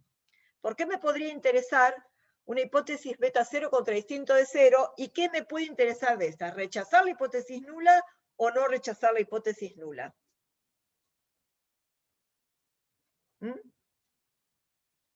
A ver, si a alguno se le ocurre. ¿No? A ver, ¿por qué me interesaría rechazar o no la hipótesis nula de que la pendiente de la recta sea 0? Piensen en la recta de pendiente 0. ¿Se durmieron? ¿Están o no están? Sí, acá vos planteabas de un antibiótico. Claro, acá era... Sí. Si era lectura en función de la concentración. Y si te da la pendiente 0 es que no tenés concentración de antibiótico, o sea que... No, concentración tengo. Lo que no tendría sería una posibilidad de predecir la lectura en función de la concentración, ¿no? Porque si la lectura me da una constante en función de la concentración, porque tiene una pendiente 0, quiere decir que cualquier concentración de amoxicilina que yo elija va a tener la misma lectura. ¿Y para qué me sirve eso? ¿Para qué me tomo el laburo de armar un montón de soluciones de amoxicilina si la lectura es una constante? ¿Está bien? O sea que si yo, esta hipótesis es fundamental, porque yo necesito rechazar esta hipótesis para que la recta me sirva para algo. Yo uso la recta para predecir una lectura en función de la concentración, o al revés, interpolar en una lectura para encontrar una concentración. Pero si es una constante no me sirve de nada. Entonces necesito rechazar esta hipótesis. Por eso se dice que si BT0 la regresión es no significativa. Piensen como regla mnemotécnica, no significa nada, no sirve para nada. Beta distinto de 0, la regresión es significativa. O sea que tiene una pendiente distinta de 0 y yo puedo predecir un valor de lectura en función de una concentración. Entonces, el estadístico que armamos es, acuérdense que el estadístico era, cuando hacía para estimar una mu, era estandarizar la media. Bueno, acá lo mismo, voy a estandarizar el estimador del parámetro. ¿Cómo estandarizo? En función de su distribución. La distribución era, beta era la esperanza y este era el error estándar. ¿Qué voy a hacer? Beta sombrero menos beta, para estandarizarlo, sobre el error estándar. Ahora, bajo la hipótesis nula, ay, no le puse, siempre le pongo la flechita. Este 0 es porque en la hipótesis nula le puse un 0. Si yo quisiera testear algún valor de la pendiente que fuera, no sé, cualquiera, acá le restaría el valor de la hipótesis nula. Acá le resté un 0 porque acá quiero ver si la pendiente es 0 distinto de 0. Entonces fíjense, estimador menos el valor del parámetro bajo la hipótesis nula sobre el error estándar del estimador. El error estándar era raíz de sigma cuadrado sobre xx, como el sigma cuadrado lo estimábamos con el residual, en el lugar donde iría sigma cuadrado le pongo el cuadrado medio residual. Decía sigma cuadrado, no sé. Entonces, esto tendrá, si esto fuera sigma cuadrado, sería una z. Como lo reemplacé por el cuadrado medio residual, va a ser una t. Y toma sus grados de libertad del estimador de la varianza, del cuadrado medio residual. ¿Está bien? Y bajo H0, porque acá le resté un 0. Este sería un estadístico para testear la pendiente si es 0 distinto de 0. Acá tenemos cómo calculamos el residual. Fíjense, si ustedes ponen en esa misma base de datos medidas de resumen, le piden el n, suma y suma de cuadrados, esta es la suma de todas las i. Esta es la suma de todas las i elevadas al cuadrado y después sumadas. Esta es la suma de todos los x, de todas las concentraciones. Fíjense que son 15. El 4 por 3, el 8 por 3, etc. Y esta es la suma de los cuadrados. Cada concentración elevada al cuadrado y sumada tantas veces como réplicas se hicieron. Y esto es la suma de las x por los y. Si ustedes hacen, ¿se acuerdan que en algún momento vimos cómo se hacía una fórmula? Si van a datos fórmula, le ponen el nombre x asterisco y igual. Marcan los x. Hacen por, asterisco, multiplican y marcan la variable y. Para cada renglón de la base de datos le va a ser cada x por cada y. No lo hago ahora para no perder tiempo. Después, si nos queda tiempo, la vez que viene lo podemos reproducir. Entonces, el SI dijimos que era la suma de todos los i cuadrado, esta suma de todos los i cuadrado, menos la suma de todos los i, esta suma elevada al cuadrado y dividido n, que es 15 para ambas porque hay 15 puntos en la base de datos. Esa cuenta da el SII. El SXI es la suma de cada x por cada y menos la suma de todos los x, 120, por la suma de todos los y, 181, dividido 15. Este es el SXI. El SXX es la suma de todos los x cuadrado, perdón, acá abajo, la suma de todos los x cuadrado, de todas las lecturas al cuadrado, de las concentraciones al cuadrado, menos la suma de todos los x al cuadrado sobre n. Una vez que tengo SXI, SI, SXX, hago 1 sobre n menos 2, 15 menos 2, 13, por el SII menos el SXY cuadrado sobre el SXX. Y eso da 7,5269, que es el cuadrado medio residual. El estadístico T es el beta sombrero, que ya lo habíamos calculado antes, que es el SXY sobre SXX. Si quieren verificarlo, hacen 250,16 dividido 120, es 2,0847. Menos 0 sobre la raíz del cuadrado medio residual sobre el SXX. Ese estadístico da 8,3239. Después les muestro la salida. El intervalo de confianza para beta. Beta sombrero más menos T alfa sobre N-2 por la raíz del residual sobre SXX. Beta sombrero, 2,0847, más menos. Valor de tabla de la T. Van a la tabla de T-Student de 2 colas, entran con 13 grados de libertad, y para 5% en la suma de las 2 colas, 2,160. Raíz del cuadrado medio residual, que ya estaba calculado, sobre el SXX. Cuando hacen la cuenta, confianza del 95% de que beta caiga entre el límite inferior cuando le restan y el límite superior cuando le suman la aproximación.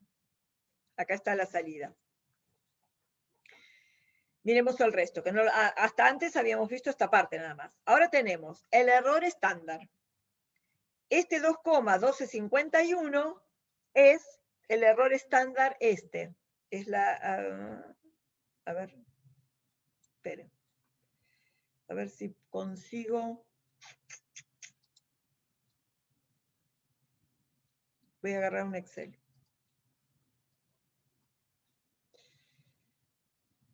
Acá. Vamos a verificar esa cuenta. Vamos a hacer el error estándar. Raíz cuadrada, voy a verificar acá, igual.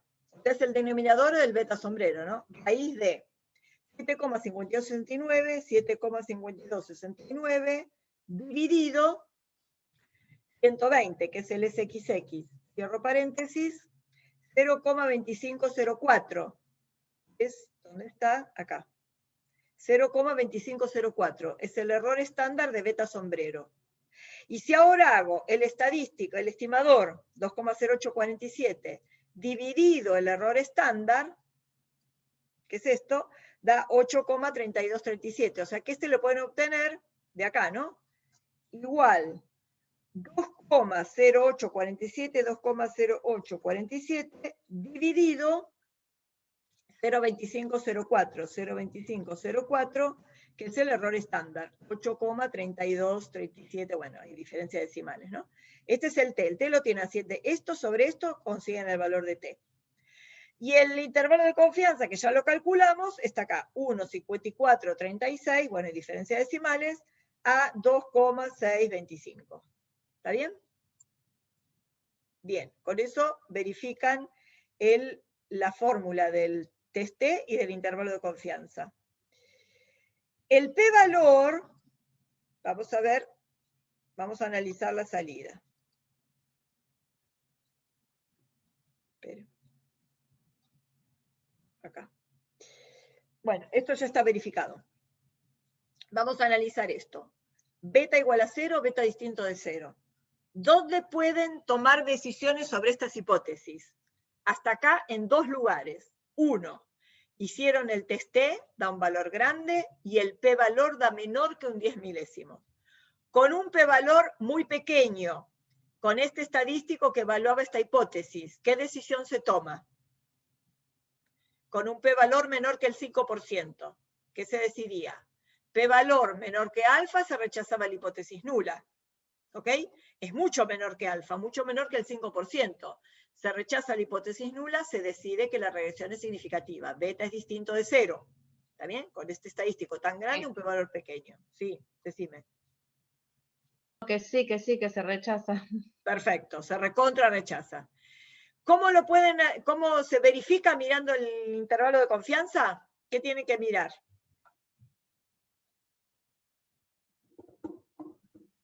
¿Qué miran en el intervalo de confianza? El estadístico está entre el intervalo. El estadístico no. En realidad el estadístico no. ¿Quién está dentro del intervalo? ¿O quién no está en el intervalo de confianza? ¿El p-valor? No, tampoco. ¿Cómo se decide un intervalo de confianza para tomar una decisión sobre un test de hipótesis? La zona de rechazo tiene que estar fuera del... En realidad la zona de rechazo serían los valores la zona de rechazo estaría dada por este valor crítico. No, no me refiero a zona de rechazo. Acuérdense, cuando uno tiene un intervalo de confianza, ¿qué se fijaba para decir sobre una hipótesis? El alfa. No. El valor del parámetro en la hipótesis nula. Acá dice beta igual a 0. ¿Qué hacía en el intervalo? Se veían si este valor pertenecía al intervalo o no. El 0 no está en el intervalo de confianza.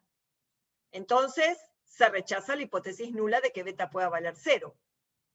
Si el intervalo de confianza hubiera supuesto, supónganse, hubiera ido menos 1,5 a 2, ¿qué hubiera pasado? El 0 estaría incluido en el intervalo. Un límite negativo, un límite positivo incluía el 0. Yo no hubiera podido rechazar que el intervalo, que está construido para beta, el beta pudiera ser 0. Pero el beta igual a 0 de la hipótesis nula no está incluido en el intervalo de confianza, que decir que se rechaza la hipótesis de que beta pueda ser 0. Y ese resultado coincide en un todo con este p-valor. Si este intervalo de confianza, fíjense que es del 95%, al 5% ustedes rechazan que valga 0. ¿Sí? Si el intervalo de confianza es del 95%, al 5% de confianza, el beta igual a 0 no está incluido en el intervalo. Entonces, al 5% de nivel de significación se rechaza la hipótesis de que beta sea 0. O sea, que si este intervalo de confianza no incluye el 0, este p-valor sí o sí tiene que dar menor que el 5%. ¿Se entendió? ¿Se acuerdan que hacer un intervalo de confianza en un test de hipótesis lleva exactamente a la misma conclusión? Si el intervalo de confianza no incluye el 0, rechazo la hipótesis de que beta sea 0 con un nivel de significación complementario a este coeficiente de confianza. Si el intervalo fue al 95% de confianza, en la zona de rechazo hay un 5% de área en ambas colas. ¿Sí? Y si el intervalo de confianza incluye al 0, este p-valor, si el intervalo no incluye el 0, el p-valor va a dar menor que el 5%. Si este intervalo hubiera tenido un límite negativo, un límite positivo, este p-valor seguro les hubiera dado mayor que 0,05. Porque no hubieran podido rechazar si el 0 está en el intervalo. ¿Se entiende? Es más, con el intervalo de confianza, ustedes pueden testear no solo que beta sea 0, sino que beta puede ser cualquier otro valor. Por ejemplo, si yo les pregunto, ¿es razonable suponer que por cada aumento en la concentración de amoxicilina la lectura aumenta en promedio 3 unidades del aparato? ¿Qué me contestarían? Hubiera planteado una hipótesis beta 3 contra beta distinto de 3. Pendiente 3 unidades de lectura, delta I, sobre una unidad de aumento de X, un aumento de una unidad en la concentración. 3 sobre 1, 3. Pendiente 3. ¿Es razonable suponer que esta pendiente pueda valer 3?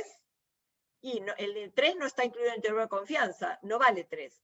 Pero si yo les pregunto, ¿es razonable suponer que beta es igual a 2? O sea, por cada unidad que aumenta la concentración, la lectura aumenta en 2. ¿Es razonable? Y ahí sí, porque el 2 está en el intervalo de confianza. O sea que la confianza de que el intervalo, que es para beta, incluya entre sus infinitos valores un 2, quiere decir que yo no podría rechazar la hipótesis de que beta pudiera valer 2. ¿Se entiende? El estadístico T, así como está calculado, está restándole un 0. Pero el intervalo de confianza puede testear cualquier otra hipótesis, aunque no sea el 0. Porque solo me tengo que fijar el valor de la hipótesis nula si cae dentro del intervalo de confianza para beta o no.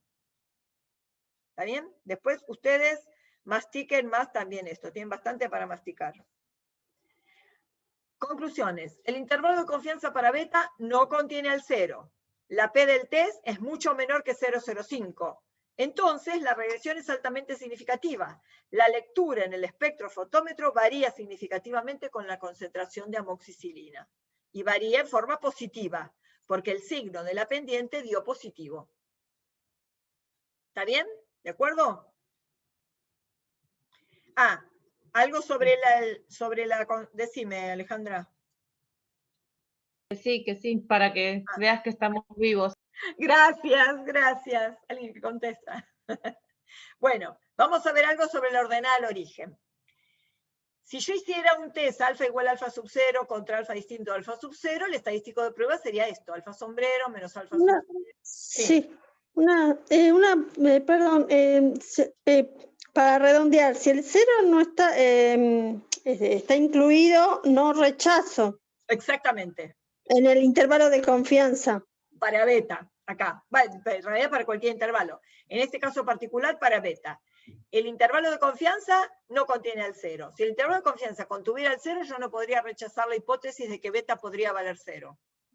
Pero como no contiene... Eso sí está, depende los puntos que forman la recta. Sí, pero estamos pensando en la pendiente. Pensá que la pendiente es positiva.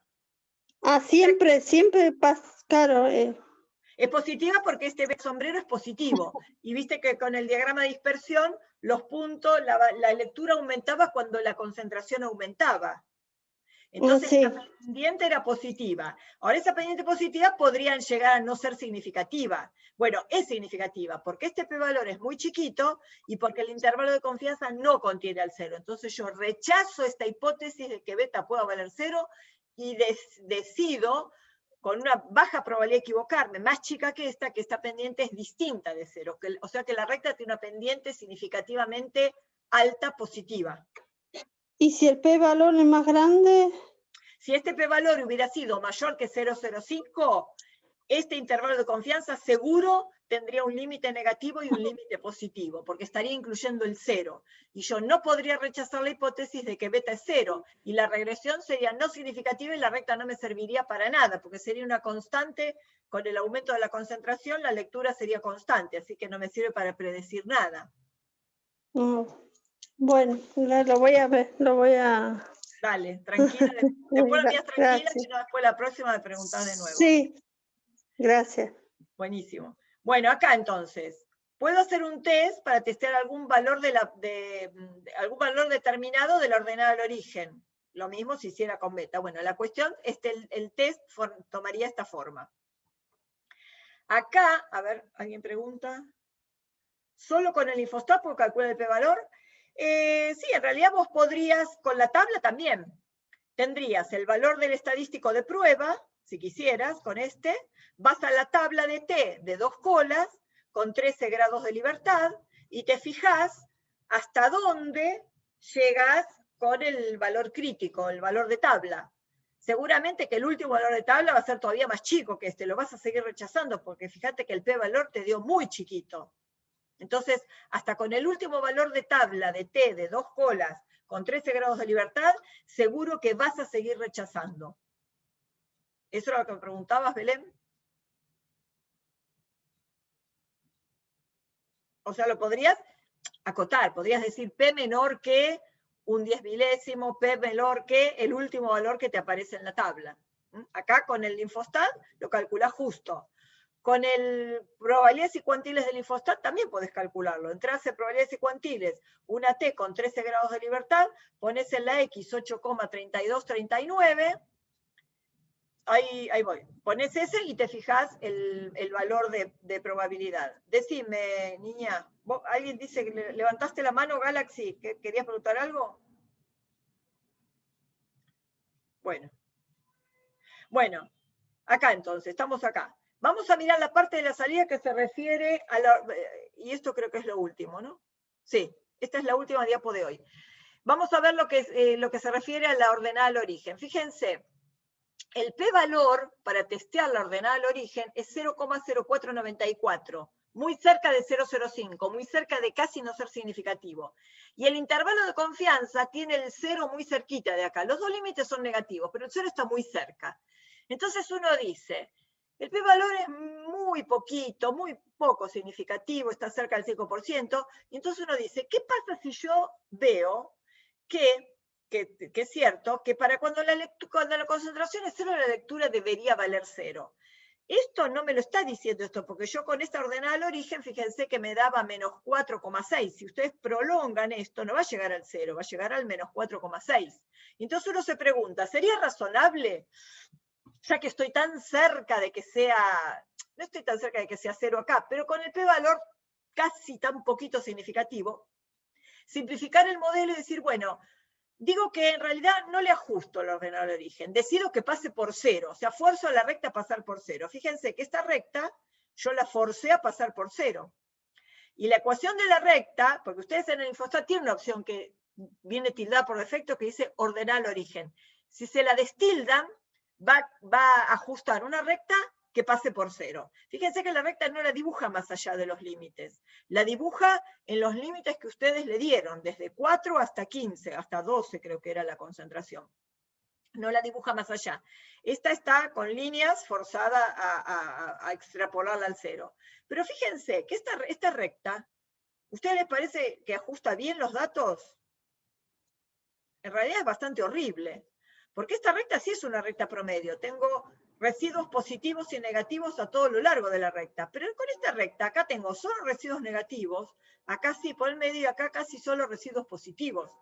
Esta recta no es un buen ajuste, porque yo la forcé a pasar por 0.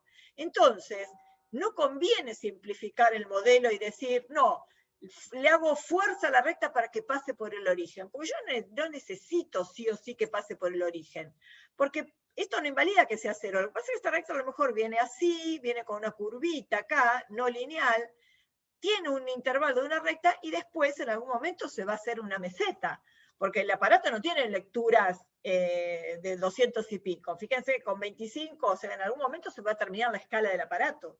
Y entonces voy a empezar a tener lecturas constantes. Entonces, en general, estos modelos vienen con una cosa medio hasta exponencial o parabólica, se hace una recta y después en algún punto se hace una meseta.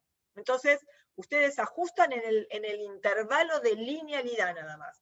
Y la recta justa está ahí. Por eso ustedes van a poder interpolar, pero nunca extrapolar. Si uno les preguntara qué lectura se espera para cuando la concentración vale 20, no tengo la menor idea, porque 20 está muy lejos, y a lo mejor no sigue esta misma recta.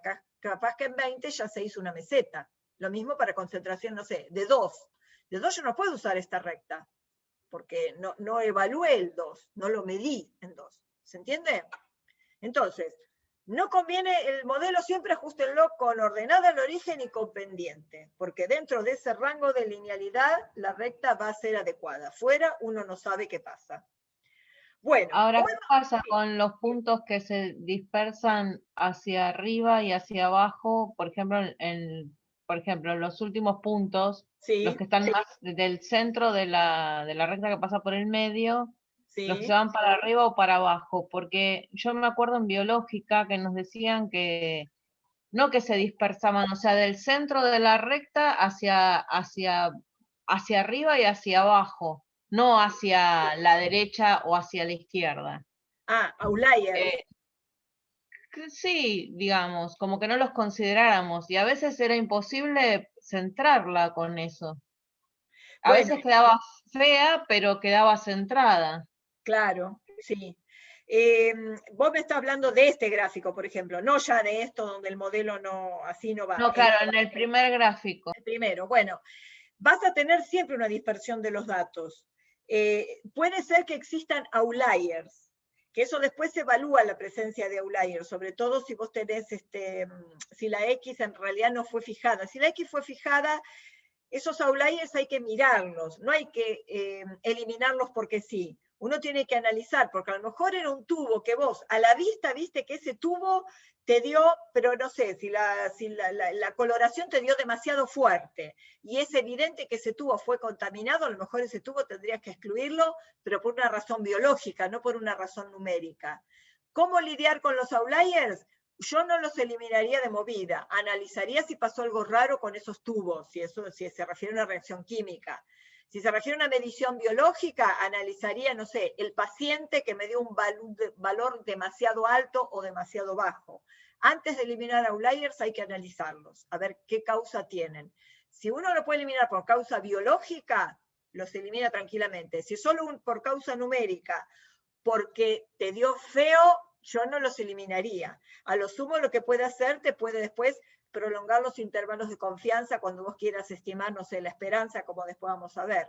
Seguramente te va a dar una varianza más grande y te va a, si la varianza da demasiado grande, te va a hacer más largo los intervalos de confianza, te va a sacar precisión, porque la varianza está en el numerador. Claro, perfecto, gracias. Espérate. Claro, la varianza está en el numerador de intervalo de confianza. Porque vos tenés valor de tabla por sigma sobre la raíz de n o por, bueno, acá la varianza va a estar en el numerador del cálculo de intervalo de confianza. A lo sumo te va a estropear la longitud de los intervalos. Pero no lo sacaría por una razón simplemente numérica. Hay test para descarte de datos, a lo mejor habrán visto, test de Dixon, test de Groups, esas cosas, y en biológica capaz que ya vieron. Algún test de descarte de datos cuando lo biológico está descartado. Bueno, la próxima vamos a empezar a ver un análisis de varianza para testear la pendiente. No quedan muchas cosas más, pero bueno, lo vamos a ver la próxima. Y si queda, hagan una cosa, yo les voy a subir esa clase de las salidas para que las vayan viendo. O miren, no, más que la clase, ustedes vayan mirando lo de las salidas si les queda alguna duda. Y vayan acumulándose preguntas para la próxima, porque la próxima sí va a ser nuestra última clase. Junten preguntas y dudas para que lo veamos si nos sobra tiempo en lo que veamos de regresión, que probablemente nos sobre. Cualquier cosa igual les voy a mostrar cómo resolver con el Infostat todo esto de la regresión.